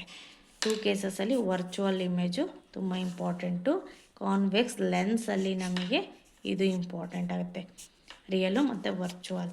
ಇಲ್ಲಿ ತನಕ ಕ್ಲಿಯರ್ ಆಯಿತು ಅಂದ್ಕೊಂಡಿದ್ದೀನಿ. ನೆಕ್ಸ್ಟು ತುಂಬ ಇಂಪಾರ್ಟೆಂಟ್ ಟಾಪಿಕ್ ಅಂದರೆ TIR ಅಂತಂದರೆ ಇಲ್ಲಿ ರಿಫ್ಲೆಕ್ಷನ್ ಫಿನಾಮಿನಾ ಒಂದು ಅಪ್ಲಿಕೇಶನ್ ಅಂತಲೇ ಹೇಳ್ಬೋದು.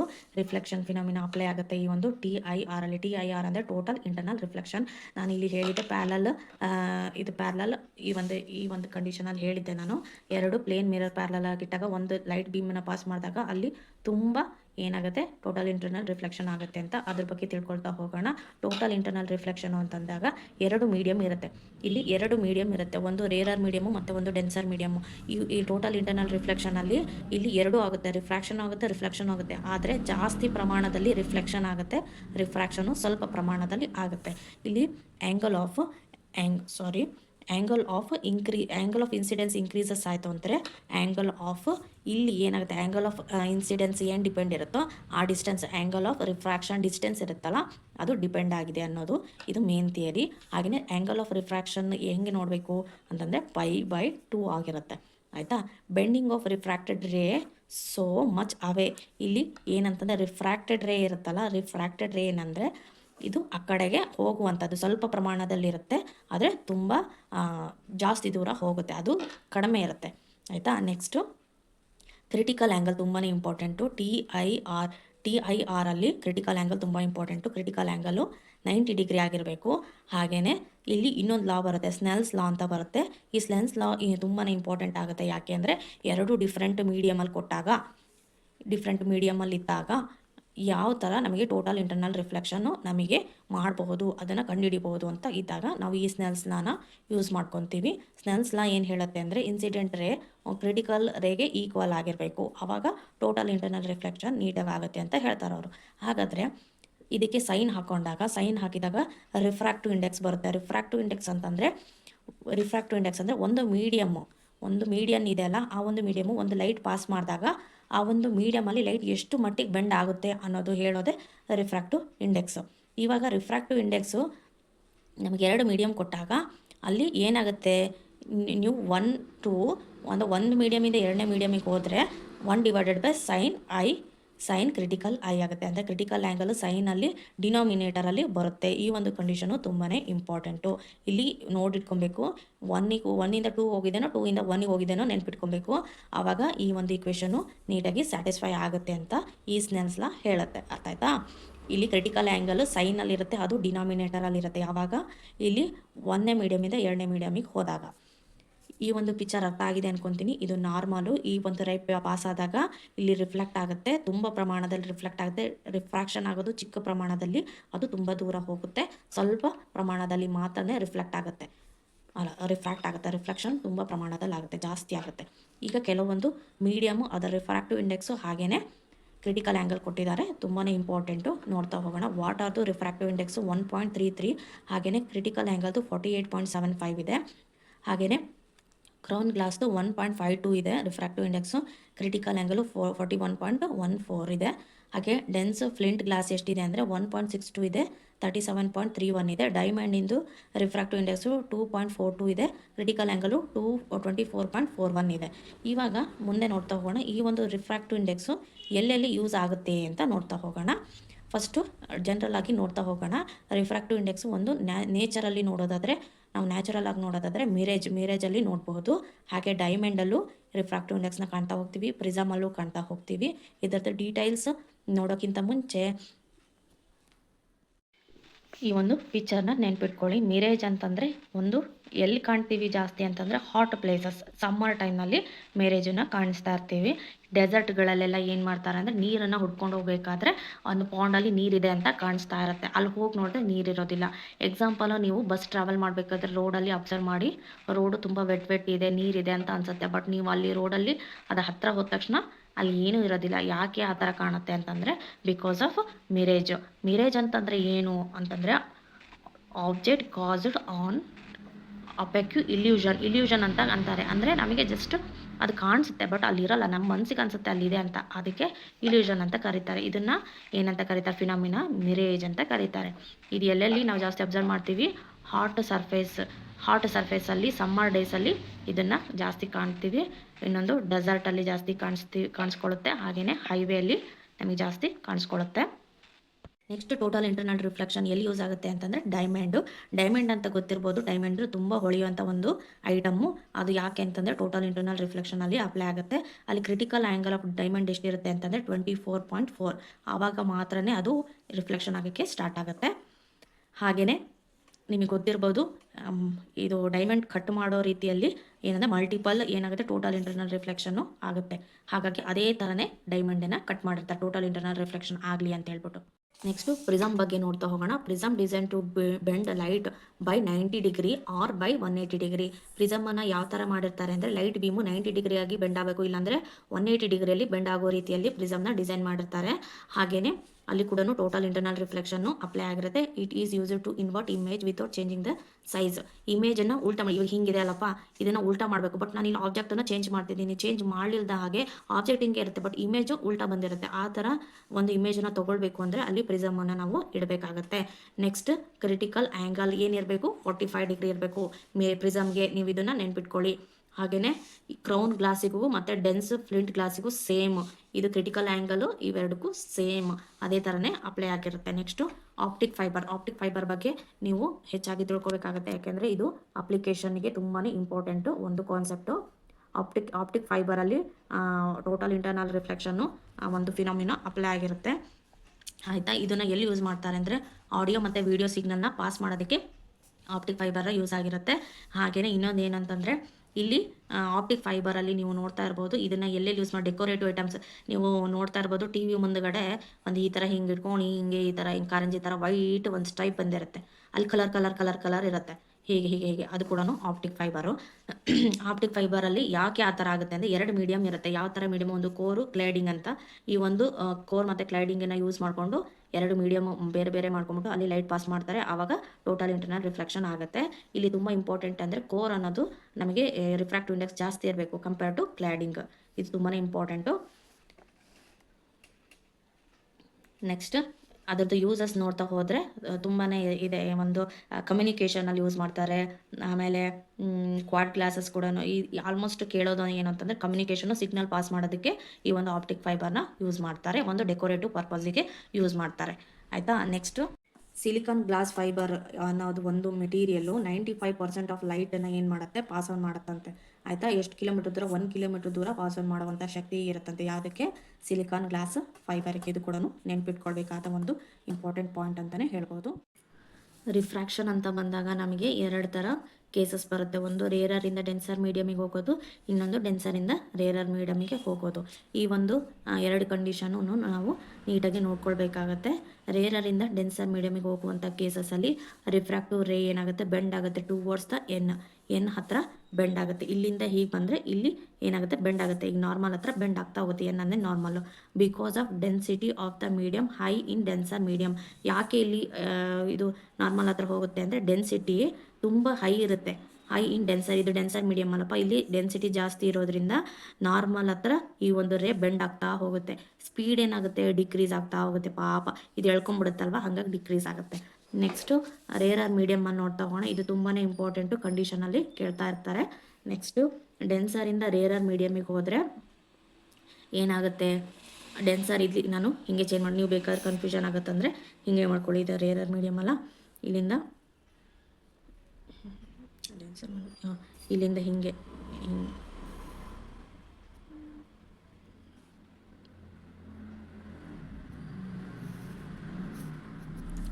ಇದು ಡೆನ್ಸರ್ ಮೀಡಿಯಮಿಂದ ರೇರರ್ ಮೀಡಿಯಮಿಗೆ ಹೋಗುತ್ತೆ. ರಿಫ್ರಾಕ್ಟೆಡ್ ರೇ bend away from the normal, bend away from the normal ಅಂದರೆ ಇದು ನಾರ್ಮಲ್ಗಿಂತ ದೂರ ಹೋಗುತ್ತೆ. ಯಾಕೆ ಅಂತಂದರೆ ಇಲ್ಲಿ ಡೆನ್ಸ್ ಇರಲ್ಲ. ಇಲ್ಲಿ ಡೆನ್ಸರ್ ಮೀಡಿಯಮಿಂದ ರೇರರ್ ಮೀಡಿಯಮಿಗೆ ಹೋಗ್ತಾ ಇರೋದು. ಡೆನ್ಸಿಟಿಯಿಂದ ಜಾಸ್ತಿ ಕಡಿಮೆ ಡೆನ್ಸಿಟಿ ಇರುವಂತಹ ಮೀಡಿಯಮಿಗೆ ಹೋಗ್ತಾ ಇದ್ದಾಗ ಏನು, ಜಾಸ್ತಿ ಡೆನ್ಸ್ ಇರುವಂಥ ಮೀಡಿಯಮಲ್ಲಿ ಲೈಟು ಬೇಗ ಪಾಸ್ ಆಗಲ್ಲ. ವ್ಯಾಕ್ಯೂಮಲ್ಲಿ ಜಾಸ್ತಿ ಸ್ಪೀಡ್ ಇರುತ್ತೆ, ಇದು ಅಡೆತಡೆಗಳು ಇರಲ್ಲ. ಹಾಗಾಗಿ ಇಲ್ಲಿ ಏರ್ ಇರುತ್ತಲ್ವ, ಹಾಗಾಗಿ ಇಲ್ಲಿ ಜಾಸ್ತಿ ಸ್ಪೀಡಾಗಿ ಹೋಗುತ್ತೆ, ಅವೇ ಫ್ರಮ್ ದ ನಾರ್ಮಲ್. ಹಾಗಾಗಿ ಸ್ಪೀಡ್ ಕೂಡ ಇನ್ಕ್ರೀಸ್ ಆಗಿರುತ್ತೆ. ಇಲ್ಲಿ ತನಕ ಯಾವುದೇ ಡೌಟ್ ಇಲ್ಲ ಅಂತ ಅಂದ್ಕೊಂಡಿದ್ದೀನಿ. ಇನ್ನೊಂದು ಸರಿ ಬೇಕಾದರೆ ಹೇಳ್ತೀನಿ ನೋಡಿ, ತುಂಬ ಇಂಪಾರ್ಟೆಂಟ್ ಕಾನ್ಸೆಪ್ಟ್ ಇದು. ರೇರರ್ ಮೀಡಿಯಮಿಂದ ಡೆನ್ಸರ್ ಮೀಡಿಯಮಿಗೆ ಹೋಗಬೇಕಾದ್ರೆ ಏನಾಗುತ್ತೆ, ಲೈಟ್ ಬೆಂಡ್ ಆಗುತ್ತೆ. ಎಲ್ಲಿ ಬೆಂಡ್ ಆಗುತ್ತೆ ಅಂತಂದರೆ ಇಲ್ಲಿ ನಾರ್ಮಲ್ ಹತ್ರ ಜಾಸ್ತಿ ಹತ್ರ ಹೋಗಿ ಬೆಂಡ್ ಆಗುತ್ತೆ.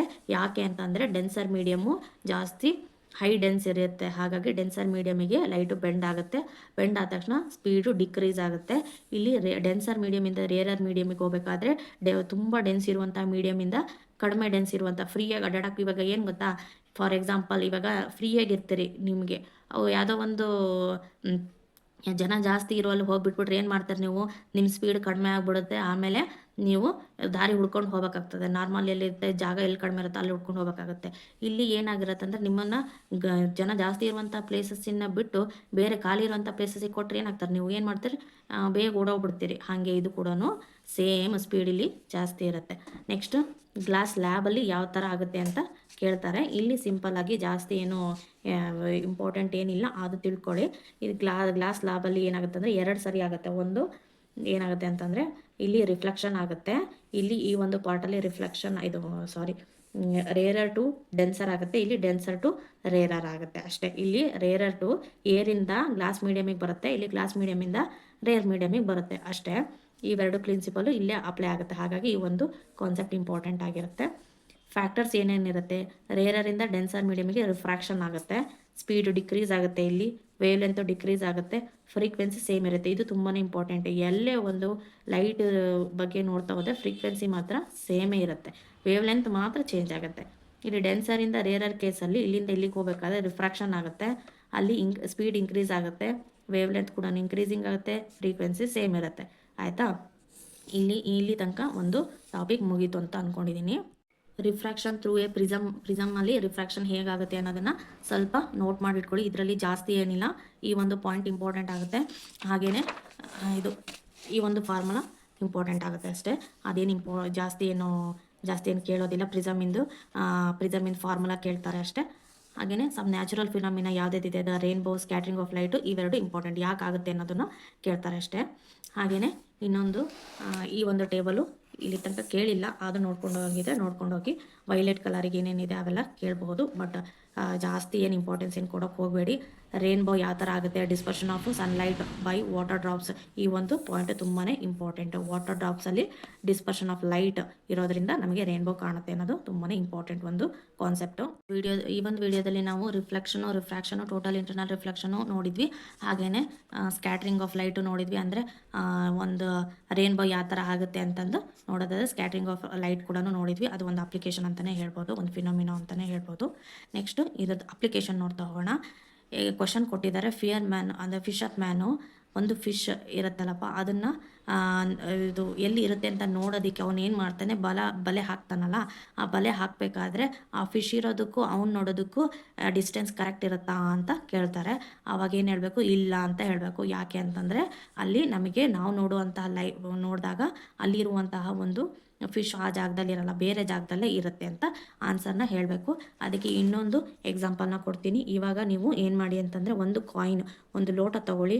ಹಾಗೆಯೇ ಆ ಕಾಯಿನ್ ಇರುತ್ತಲ್ಲ, ಆ್ಯಕ್ಚುವಲ್ ಆ ಒಂದು ಕಾಯಿನ್ ಇಡಿ. ಅಥವಾ ಇನ್ನೊಂದು ಏನಂತಂದರೆ, ಒಂದು ಪೆನ್ಸಿಲ್ನ ಹಿಂಗಿಡಿ. ಪೆನ್ಸಿಲ್ನಾಗ ಇಟ್ಟಾಗ ಅದೇನಾಗುತ್ತೆ, ಸ್ವಲ್ಪ ಬೆಂಡಾಗಿ ಕಾಣುತ್ತೆ.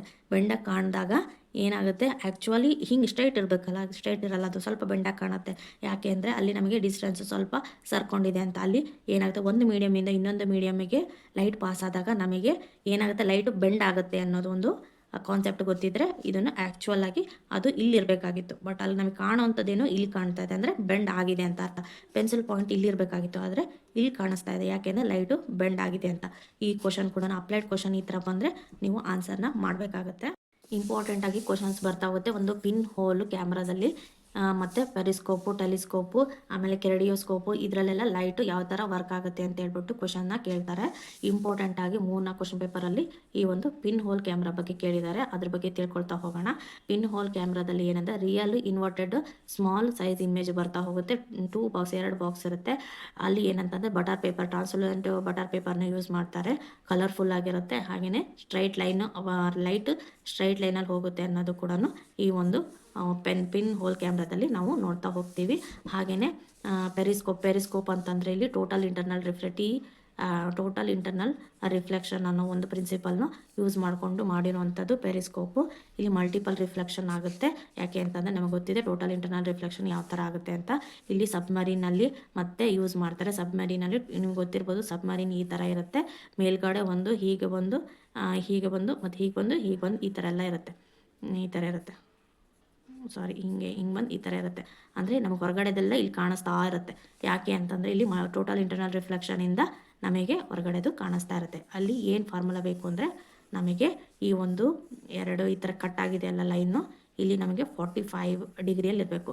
ಎರಡು ಮಿರರ್ ನಮಗೆ ಏನಿರಬೇಕು, 45 ಬೆಂಡ್ ಆಗಿದ್ರೆ ಮಾತ್ರ ಟೋಟಲ್ ಇಂಟರ್ನಲ್ ರಿಫ್ಲೆಕ್ಷನ್ನು ನಮಗೆ ನೀಟಾಗಿ ಕಾಣಲಿಕ್ಕೆ ಸಾಧ್ಯ ಆಗುತ್ತೆ. ಆಯಿತಾ, ಇಲ್ಲೆಲ್ಲೋ ಮರ ಇರೋದು ನಾವಿಲ್ಲೇ ಕುತ್ಕೊಂಡು ನೋಡ್ಬೋದು. ಯಾಕೆ ಅಂತಂದರೆ ನಮಗೆ ಇಲ್ಲಿ ನಾವು ಈ ಥರ ಲೆನ್ಸ್ ಅರೇಂಜ್ಮೆಂಟು ಮಾಡಿದ್ದೀವಿ 45 ಡಿಗ್ರಿಯಲ್ಲಿ.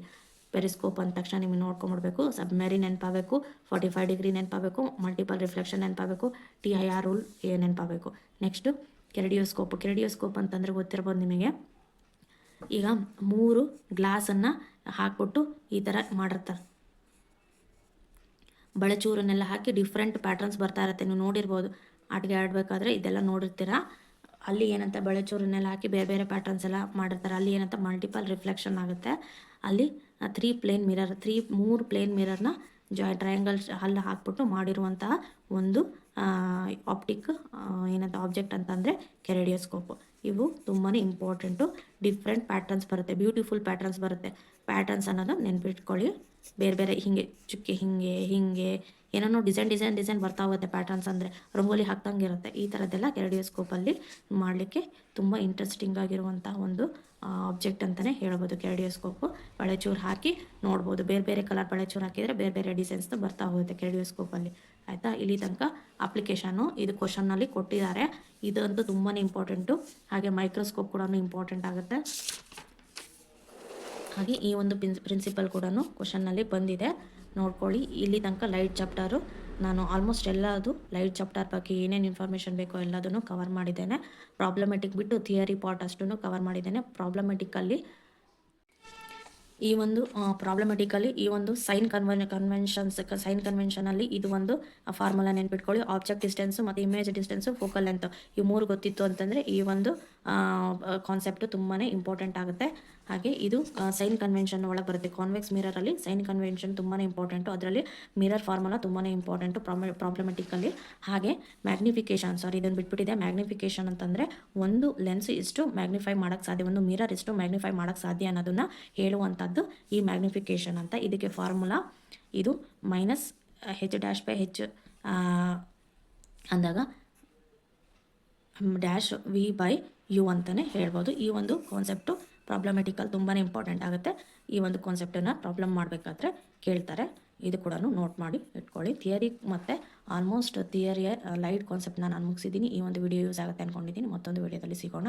ಹಾಗೆಯೇ ಫಿಸಿಕ್ಸಲ್ಲಿ ಇನ್ನೊಂದು ಹೇಳಬೇಕು ಅಂತಂದರೆ ಇಂಪಾರ್ಟೆಂಟ್ ಟಾಪಿಕ್ ಒಂದು ಲೈಟು, ಹಾಗೆಯೇ ಇನ್ನೊಂದು ಸೌಂಡು, ಹಾಗೆಯೇ ಎಲೆಕ್ಟ್ರಿಕ್ ಆ್ಯಂಡ್ ಎಲೆಕ್ಟ್ರಿಕಲ್ ಅಪ್ಲಿಯನ್ಸಸ್ಸು, ಹಾಗೆಯೇ ಮ್ಯಾಗ್ನೆಟಿಕ್ ಮತ್ತು ಫೋರ್ಸು. ಇದಿಷ್ಟು ಕವರ್ ಮಾಡ್ಕೊಂಡೋಗಿ ಆಲ್ಮೋಸ್ಟ್ 70 to 90% ಆಫ್ ಟಾಪಿಕ್ಕು ಇವಿಷ್ಟು ಟಾಪಿಕಲ್ಲೇ ಕವರ್ ಆಗಿದೆ. ಸೊ ಹಾಗಾಗಿ light, sound, electronics and electrical appliances, magnetic force ಮತ್ತು ಫೋರ್ಸ್ ಇದು ತುಂಬಾ ಇಂಪಾರ್ಟೆಂಟ್. ಇನ್ನೊಂದು ಹೀಟ್ ಚಾಪ್ಟರ್ ಕೂಡ ತುಂಬಾ ಇಂಪಾರ್ಟೆಂಟ್. ಇದಿಷ್ಟು ಕವರ್ ಆಗಿದ್ರೆ ಸಾಕು. ತುಂಬಾ ಇಂಪಾರ್ಟೆಂಟ್ ಫಿಸಿಕ್ಸ್ ಪಾರ್ಟಲ್ಲಿ. ವಿಡಿಯೋ ಯೂಸ್ ಆಗುತ್ತೆ ಅಂದ್ಕೊಂಡಿದ್ದೀನಿ. ಮತ್ತೊಂದು ವಿಡಿಯೋದಲ್ಲಿ ಸಿಗೋಣ. Thanks for watching.